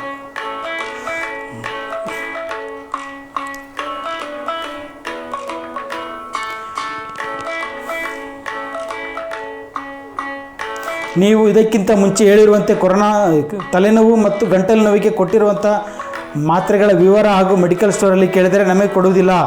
ಇಲ್ಲಿ ನಮಗೆ ಹಳ್ಳಿಗಳಲ್ಲಿ ಕೊಡೋದಿಲ್ಲ. ಅವರು ಡಾಕ್ಟರ್ ಬರೆದು ಕೊಟ್ಟಿರುವ ಪ್ರಿಸ್ಕ್ರಿಪ್ಷನ್ ಕೇಳುತ್ತಾರೆ. ದಯವಿಟ್ಟು ನಮಗೆ ಮಾರ್ಗದರ್ಶನ ಮಾಡಿ ಅಂತಾರೆ. ಇವೆಲ್ಲ ಬೇಸಿಕ್ ಮೆಡಿಸಿನ್ಸ್. ನಾವು ಹೇಳಿರೋದೇನು ಲೀಸ್ಟ್ ಆಫ್ ಮೆಡಿಸಿನ್ಸ್ ಅಂತ ನಾವು ಕಳಿಸಿದ್ದೀವಲ್ಲ, ಜಸ್ಟ್ ಬೇಸಿಕ್ ಮೆಡಿಸಿನ್ಸು. ಅದಕ್ಕೆಲ್ಲ ಏನು ಪ್ರಿಸ್ಕ್ರಿಪ್ಷನ್? ದಯವಿಟ್ಟು ನಾನು ರಿಕ್ವೆಸ್ಟ್, ಮೆಡಿಕಲ್ ಸ್ಟೋರ್ಗಳಲ್ಲಿ ರಿಕ್ವೆಸ್ಟು, ನೀವು ಪ್ರಿಸ್ಕ್ರಿಪ್ಷನ್ ಬೇಕು ಅಂತೀರಾ, ಪ್ರಿಸ್ಕ್ರಿಪ್ಷನ್ಗೆ ಅಂತೇಳಿ ಈ ಪೇಷಂಟ್ಸು ಕ್ಲಿನಿಕ್ಕಿಗೆ ಡಾಕ್ಟ್ರ್ ಹತ್ರ ಹೋಗಿ ಕನ್ಸಲ್ಟ್ ಮಾಡಿದ್ರೆ ಏನು ಹೇಳ್ತಾರೆ? ಟೆಸ್ಟ್ ಮಾಡಿಸಿ ಅಂತಾರೆ. ಟೆಸ್ಟ್ ಮಾಡಿ ನಂಬರ್ನ ಜಾಸ್ತಿ ಮಾಡ್ತಾರೆ. ಟೆಸ್ಟ್ ಮಾಡಿ ನಂಬರ್ನ ಜಾಸ್ತಿ ಮಾಡಲಿಕ್ಕೆ ಒಂದು ಸರ್ಕಾರ ಹೇಗೆ ಕಾರಣನೋ ಅಷ್ಟೇ ಕಾರಣ ಈ ಒಂದು ಡಾಕ್ಟರ್ಸ್, ನಮ್ಮ ಡಾಕ್ಟರ್ಸ್ ಕೂಡ, ಅದ್ರ ಜೊತೆಗೆ ಸಾಮಾನ್ಯ ಜನ ಕೂಡ. ಸರ್ಕಾರ ಹಿಡಿದು ಟೆಸ್ಟ್ ಮಾಡುತ್ತೆ, ಸರಿ. ಒಂದು. ಎರಡನೇದಾಗಿ ಡಾಕ್ಟರ್ಸ್ ನಮ್ಮ ಕ್ಲಿನಿಕ್ಕಿಗೆ ಬಂದರನ್ನೆಲ್ಲ ಹೋಗಿ ಟೆಸ್ಟ್ ಮಾಡಿಸ್ಕೊಂಬನ್ನಿ, ಜ್ವರ ಇದೆಯಾ, ಹೋಗಿ ಫಸ್ಟ್ ಟೆಸ್ಟ್ ಮಾಡಿಸ್ಬಿಡಿ ಅಂತಾರೆ. ಅದರಿಂದ ಅವರಿಗೆ ಅನುಕೂಲ ಇದೆ ಗೊತ್ತು, ಅದರಿಂದ ಹಾಗೆ ಟೆಸ್ಟ್ ಮಾಡಿಸಿ ಅಂತಾರೆ. ಎರಡನೇದು. ಮೂರನೇದು, ಜನಸಾಮಾನ್ಯರು ದಡ್ಡತನೂ ಕೂಡ ಈ ಒಂದು ಕೇಸ್ ಜಾಸ್ತಿ ಆಗಲಿಕ್ಕೆ, ನನಗೆ ತೊಂದರೆ ಆಗ್ತಾಯಿದೆಯಾ, ನನಗೆ ಜ್ವರ ಇದೆಯಾ ಹೇಳಿ ಸಿಂಪ್ಟಮ್ಯಾಟಿಕ್ ಟ್ರೀಟ್ಮೆಂಟ್ ತೊಗೊಂಡು ಮನೇಲಿ ಇದ್ಬಿಟ್ಟು ಸಾಕು, ಟೆಸ್ಟಿಂಗ್ ಯಾಕೆ ಹೋಗ್ತೀರಾ? ಟೆಸ್ಟನ್ನು ಜಾಸ್ತಿ ಮಾಡೋದಕ್ಕೆ ಕಾರಣ ಒಂದು ಸರ್ಕಾರ, ಎರಡನೇದಾಗಿ ಡಾಕ್ಟರ್ಸು, ಮೂರನೇದಾಗಿ ಸಾಮಾನ್ಯ ಜನ, ಎಲ್ಲರೂ ಪ್ರತಿಯೊಬ್ಬರು ಕಾರಣ ಇವತ್ತು ಟೆಸ್ಟಿಂಗ್ ಜಾಸ್ತಿಯಾಗಿ ಕೇಸಸ್ ಜಾಸ್ತಿ ಆಗಲಿಕ್ಕೆ. ಹಾಗಾಗಿ ಸಿಂಪ್ಟಮ್ಯಾಟಿಕ್ ರಿಕ್ವೆಸ್ಟ್ ನಂದು ಕೈ ಮುಗಿದು ಕೇಳ್ಕೊಳ್ಳೋದು ಏನಂತಂದರೆ, ಈ ಮೆಡಿಕಲ್ ಸ್ಟೋರ್ಗಳಲ್ಲಿ ಈ ಸಾಮಾನ್ಯ ಜ್ವರ, ಇದೊಂದು ಸಿಂಪಲ್ ವೈರಲ್ ಇನ್ಫೆಕ್ಷನ್ನು, ಯಾರೊಬ್ಬರಿಗೂ ತೊಂದರೆ ಆಗ್ತಿಲ್ಲ, ಯಾರೊಬ್ಬರು ಸ್ಯಾಚುರೇಷನ್ ಲೆವೆಲ್ ಕಡಿಮೆ ಆಗ್ತಿಲ್ಲ, ಯಾರೊಬ್ಬರಿಗೂ ಹಾಸ್ಪಿಟಲ್ ಹೋಗಿ ಅಡ್ಮಿಟ್ ಆಗುವಂಥ ಪರಿಸ್ಥಿತಿ ಬರ್ತಾ ಇಲ್ಲ.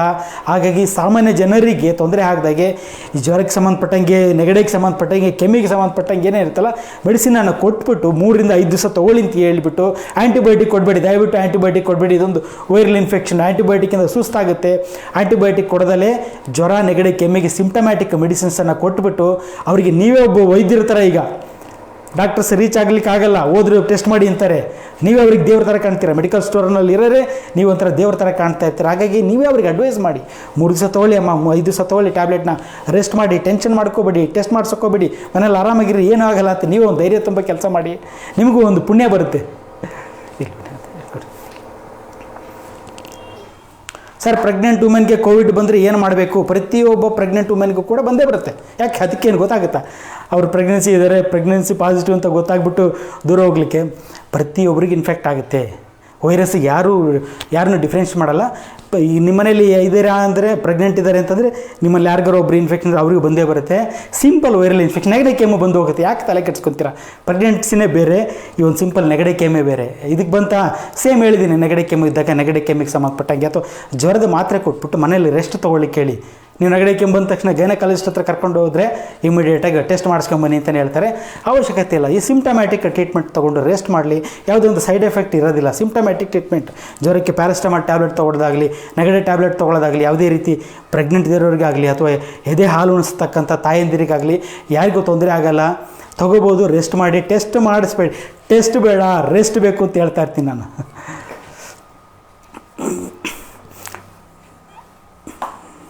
ಮಕ್ಕಳಿಗೆ ಮೆಡಿಸಿನ್ ಯಾವ ಡೋಸ್ಲಿ ಕೊಡಬೇಕು? 1 ರಿಂದ 5 ವರ್ಷದ ಒಳಗಿನ ಮಕ್ಕಳ ಔಷಧಿ ಮತ್ತು ಪ್ರಮಾಣಾವಧಿ ತಿಳಿಸಿ ಕೊಡಿ ಸರ್ ದಯವಿಟ್ಟು. ಅದೊಂದು ನಾವು ಲೀಸ್ಟಲ್ಲಿ ಮೆನ್ಷನ್ ಮಾಡಬೇಕಾಗಿತ್ತು. ಬಟ್ ಬೇಸಿಕ್ ಥಿಂಗ್ಸ್, ಈಗ ನೋಡಿ ನೆಗಡಿ ಇದ್ದಾಗ ನೆಗಡಿ ಸಿರಪ್ ಹಾಕ್ತಾ ಇರ್ತೀರ, ಗೊತ್ತಿದೆ. ಜ್ವರ ಇದ್ದಾಗ ಜ್ವರ ಸಿರಪ್ ಹಾಕ್ತಾ ಇರ್ತೀರ. ಈಗ ನೀವು ನೆಗಡಿ ಜ್ವರ ಅಂತ ಮಕ್ಕಳನ್ನ ಕರ್ಕೊಂಡೋಗಿ ತೋರಿಸಿರ್ತೀರ ಹಾಸ್ಪಿಟ್ಲಲ್ಲಿ ತೋರಿಸಿದಾಗ ನೆಗಡಿಗೆ ಇದು ಕೊಡಿ, ಕೆಮ್ಮಿಗೆ ಇದು ಕೊಡಿ, ಜ್ವರಕ್ಕೆ ಇದು ಕೊಡಿ ಅಂತ ಕೊಟ್ಟಿರ್ತಾರೆ. ಆ್ಯಂಟಿಬಯೋಟಿಕ್ ಅಂದ್ಬಿಟ್ಟು ನಿಮ್ಮ ಡಾಕ್ಟ್ರು ಹಳೆ ಪ್ರಿಸ್ಕ್ರಿಪ್ಷನ್ ಇದೆಯಾ, ನಿಮ್ಮ ಮಗುಗೆ ಜ್ವರ ಬಂದಾಗ ಕೊಟ್ಟಿದ್ದ ಪ್ರಿಸ್ಕ್ರಿಪ್ಷನ್ ಪ್ಯಾರಾಸ್ಟಮಾಲ್ ಕೊಟ್ಟಿರ್ತಾರೆ, ಡೋಲೋ ಸಿರಪೇ ಕೊಟ್ಟಿರ್ಬೋದು, ಕಾಲ್ಪಾಲ್ ಸಿರಪೇ ಕೊಟ್ಟಿರ್ಬೋದು, ಅದನ್ನೇ ಕಂಟಿನ್ಯೂ ಮಾಡಿ. ನೆಗಡಿ ಇದ್ದರೆ ಅದ್ರ ಜೊತೆಗೆ ನೆಗಡಿ ಸಿರಪ್ ಕೊಡಿ, ಕೆಮ್ಮಿದ್ರ ಜೊತೆ ಕೆಮ್ಮಿನ ಸಿರಪ್ ಕೊಡಿ. ಆ್ಯಂಟಿಬಯೋಟಿಕ್ ಅವಶ್ಯಕತೆ ಇರಲ್ಲ, ಆ್ಯಂಟಿಬಯೋಟಿಕ್ ಕೊಡಬೇಡಿ. ಕಡಿಮೆ ಆಗಲಿಲ್ಲ, 5 ದಿವಸಕ್ಕಿಂತ ಜಾಸ್ತಿ ಕಂಟಿನ್ಯೂ ಆಯಿತಾ, ಆವಾಗ ಡಾಕ್ಟ್ರನ್ನ ಹೋಗಿ ಕನ್ಸಲ್ಟ್ ಮಾಡಿ. 1 ದಿವಸಕ್ಕೆ ಮಗು ಜ್ವರ ಬಂತು ಅಂದ ತಕ್ಷಣ ಆತಂಕ, ಅಯ್ಯೋ ನನಗೇನಾದರೂ ಪರವಾಗಿಲ್ಲ, ಮಗುಗೆ ಕರ್ಕೊಂಡು ತೋರಿಸೋಣ. ಇನ್ನಷ್ಟು ಅಪಾಯ ಅದು. ಮಕ್ಕಳಿಗೆ ಓವರ್ ಮೆಡಿಕೇಷನ್ ಆಗುತ್ತೆ. ನೀವು ಕರ್ಕೊಂಡೋಗಿ ಮಕ್ಕಳಿಗೆ ಕರ್ಕೊಂಡೋಗ್ಬಿಟ್ರೆ ಟೆಸ್ಟ್ ಮಾಡಿಸಿದ್ದಾರೆ ಸುಮಾರು ಜನ. ಹಾಸ್ಪಿಟ್ಲಿಗೆ ಹೋಗ್ತಿದ್ದಾಗೆ ಮಗು ಅಂತ ನೋಡಿದಲ್ಲಿ ಇಲ್ಲ ಟೆಸ್ಟ್ ಮಾಡಿಸಿ ಅಂತ ಅಡ್ವೈಸ್ ಮಾಡಿಬಿಟ್ಟು ಮೆಡಿಸಿನ್ಸ್ ಕೊಟ್ಟು ತೊಂದರೆ ಆಗಿರೋದನ್ನು ನೋಡಿದ್ವಿ. ಹಾಗಾಗಿ ಮಕ್ಕಳಿಗೆ ಏನೂ ಆಗಲ್ಲ, 100%, 200% ಮಕ್ಕಳಿಗೆ ಏನೇನೂ ತೊಂದರೆ ಆಗಿಲ್ಲ, ಆಗೋದಿಲ್ಲ. ಯಾಕಂದರೆ ಇಮ್ಯುನಿಟಿ ಲೆವೆಲ್ ಚೆನ್ನಾಗಿರುತ್ತೆ ಮಕ್ಕಳಲ್ಲಿ. ಹಾಗೆ ಮಕ್ಕಳ ಬಗ್ಗೆ ಆತಂಕ ಪಡೋದನ್ನು ಬಿಟ್ಬಿಟ್ಟು ನಿಮ್ಮ ಆರೋಗ್ಯ ಕಾಪಾಡ್ಕೊಳ್ಳೋದನ್ನು. ಆಮೇಲೆ ಮನೆಯಲ್ಲಿರ್ತಕ್ಕಂಥ ಹೆಣ್ಮಕ್ಳಿಗೆ ನಾನು ಹೇಳೋದು, ನಿಮ್ಮ ಮನೆಯಲ್ಲಿರತಕ್ಕಂಥ ಪ್ರತಿಯೊಬ್ಬರ ಆರೋಗ್ಯ ಕಾಪಾಡೋ ಶಕ್ತಿ ನಿಮಗಿಲ್ಲದೆ. ಏನು ಆಹಾರ ಪದ್ಧತಿನಲ್ಲಿ ಬದಲಾವಣೆ ಮಾಡಿ. ನೀವು ಕಿಚನ್ ಡಿಪಾರ್ಟ್ಮೆಂಟ್ ನಿಮ್ಮದೇ. ಏನು ನಿಮ್ಮ ಮನೆಯವರು ಏನು ತಿನ್ನಬೇಕು, ನಿಮ್ಮ ಮಕ್ಕಳು ಏನು ತಿನ್ನಬೇಕು ಅನ್ನೋ ಡಿಸೈಡ್ ಮಾಡೋದು ನೀವೇ. ನೀವು ಅವ್ರ ಆರೋಗ್ಯ ಕಾಪಾಡ್ಕೊಳ್ಳಿಕ್ಕೆ ಒಳ್ಳೊಳ್ಳೆ ಆಹಾರನ ಹೇಳಿದ್ದೀನಲ್ಲ, ಆ ರೀತಿ ಪ್ರತಿದಿನದಲ್ಲಿ ಆಹಾರದಲ್ಲಿ ಒಂದು ಬದಲಾವಣೆ ಮಾಡಿಬಿಟ್ಟು ಪ್ರತಿಯೊಬ್ಬರನ್ನ ಆರೋಗ್ಯ ಕಾಪಾಡ್ಬೋದು. ನಿಮ್ಮ ಮನೆಯಲ್ಲಿ ನೀವೇ ಡಾಕ್ಟ್ರು, ನಿಮ್ಮ ಮನೆಯಲ್ಲಿರ್ತಕ್ಕಂಥ ನಿಮ್ಮ ತಾಯಿನೋ ನಿಮ್ಮ ಹೆಂಡ್ತಿನ ಅವರೇ ನಿಮಗೆ ನಿಜವಾದ ಡಾಕ್ಟ್ರಾಗಿ ಕೆಲಸ ಮಾಡ್ಬೋದು ಹೊರತು ಯಾವುದೇ ಒಬ್ಬ ಹೊರಗೆ ಇರತಕ್ಕಂಥ ವೈದ್ಯ ಅವರೆಲ್ಲರೂ ಅವ್ರ ವಿಚಾರ ಇಟ್ಕೊಂಡು ನನ್ನ ಹಂಗೆ ಅಂದ್ಕೊಳ್ಳಿ, ನಾನು ಹೊಟ್ಟೆಪಾಡಿಗೋಸ್ಕರನೇ ಮಾಡಬೇಕಾಗತ್ತೆ. ಬಟ್ ನಿಮ್ಮ ಮನೇಲಿ ಹಾಗೆ ಬರೋದಿಲ್ಲ. ನಿಮ್ಮ ತಾಯಿ ಅಥವಾ ನಿಮ್ಮ ಹೆಂಡ್ತಿ ಆ ರೀತಿ ವಿಚಾರ ಮಾಡೋದಿಲ್ಲ. ನನ್ನ ಗಂಡನ ಆರೋಗ್ಯ ಮುಖ್ಯ, ನನ್ನ ಮಕ್ಕಳ ಆರೋಗ್ಯ ಮುಖ್ಯ ಅಂತ ವಿಚಾರ ಮಾಡ್ತಾರೆ. ಅವ್ರ ಮೇಲೆ ನಂಬಿಕೆ ಇಡಿ ಜಾಸ್ತಿ. ಅವರಿಗೆ ಒಂದು ಸ್ಟ್ರೆಂತ್ ಕೊಡಿ, ಅವ್ರಿಗೆ ಒಂದು ಸಪೋರ್ಟ್ ಕೊಡಿ. ನಿಮ್ಮ ಆರೋಗ್ಯ ನೀವು ಕಾಪಾಡಿಕೊಳ್ಳಿ. ಪ್ರಶ್ನೆಗಳು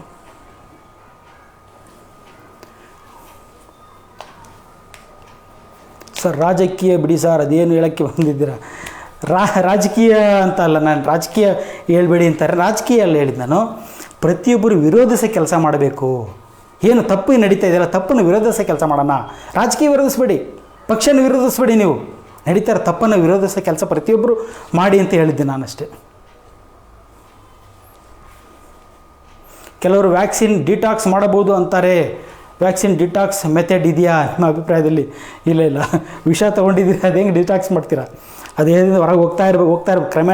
ಕ್ರಮೇಣವಾಗಿ ಕಡಿಮೆ ಆಗ್ತಾ ಬರುತ್ತೆ. ಅದರ ಎಫೆಕ್ಟ್ ಯಾವುದ್ರದ್ದು ಹೇಗೆ ಮೆಡಿಸಿನ್ ಅಂತ ಅಂದಾಗ ಅದರದ್ದು ಆಫ್ ಲೈಫ್ ಕಡಿಮೆ ಆಗ್ತಾ ಹೋಗುತ್ತೆ. ಅದ್ರ ಎಫೆಕ್ಟ್ ಎಕ್ಸ್ಕ್ರೀಟ್ ಆಗ್ತಾ ಹೋಗುತ್ತೆ. ನಮ್ಮ ದೇಹದಿಂದ ಕ್ರಮೇಣವಾಗಿ ಸ್ವಲ್ಪ ಪ್ರಮಾಣದಲ್ಲಿ ಹೊರಗಡೆ ಹೋಗ್ತಾ ಇರ್ತದೆ.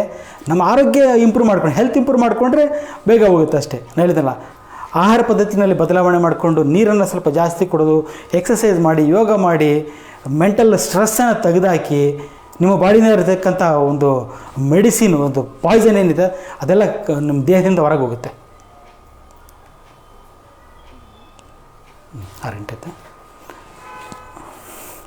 ಇದಿಷ್ಟು ಇವತ್ತಿಗೆ ಮಾಹಿತಿ. ಇನ್ನಷ್ಟು ನಿಮ್ಮಲ್ಲಿ ಏನಾದರೂ ಪ್ರಶ್ನೆಗಳು ಅಂತ ಇದ್ದರೆ ನಮ್ಮ ಫೇಸ್ಬುಕ್ ಪೇಜ್ನಲ್ಲಿ ಹಾಕಿ, ನೀವು ಅದಕ್ಕೆ ಆನ್ಸರ್ ಮಾಡ್ತೀವಿ. ಅದ್ರ ಜೊತೆಗೆ ಸುಮಾರು ಪ್ರಶ್ನೆಗಳು ಅಟ್ ಪ್ರೆಸೆಂಟ್ ಇರತಕ್ಕಂಥ ಪ್ರಶ್ನೆಗಳು. ಮಕ್ಕಳಿಗೆ ವ್ಯಾಕ್ಸಿನೇಷನ್ ಸ್ವಲ್ಪ ದಿವಸದ ಮಟ್ಟಿಗೆ ನಿಲ್ಲಿಸಿ, ತಾತ್ಕಾಲಿಕವಾಗಿ ನಿಲ್ಲಿಸಿ. ಅದ್ರ ಬಗ್ಗೆ ಸ್ವಲ್ಪ ಇನ್ಫಾರ್ಮೇಷನ್ ಕೊಡ್ತೀನಿ.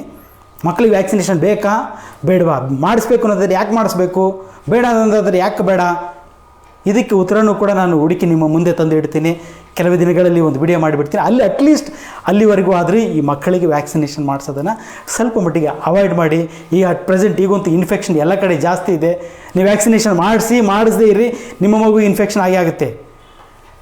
ಬಂದಿದ್ದಾರೆ, ನೀವು ಬೆಳಿಗ್ಗೆ ಬಂದು ಪೇಷಂಟು, ಸರ್ ನಿನ್ನೆ ರಾತ್ರಿ ವ್ಯಾಕ್ಸಿನೇಷನ್ ಹಾಕ್ಸಿದ್ವಿ, ಇವತ್ತು ಬೆಳಿಗ್ಗೆ ಜ್ವರ ಸ್ಟಾರ್ಟ್ ಆಗಿದೆ, ಟೆಸ್ಟ್ ಮಾಡಿದ್ರೆ ಪಾಸಿಟಿವ್ ಅಂತ ಹೇಳ್ತಾರೆ. ಅಂದರೆ ನೀವು ವ್ಯಾಕ್ಸಿನೇಷನ್ ಹಾಕ್ಸದೇ ಇರಿ, ಮಗುಗೆ ಇನ್ಫೆಕ್ಟ್ ಆಗುತ್ತೆ. ಹಾಗಾಗಿ ಸ್ವಲ್ಪ ದಿವಸದ ಮಟ್ಟಿಗೆ ಇದನ್ನು ನಿಲ್ಲಿಸಿ. ನಾನು ಇದ್ರ ಬಗ್ಗೆ ವಿವರವಾದ ಒಂದು ಮಾಹಿತಿಯನ್ನು ಕೊಡ್ತೇನೆ.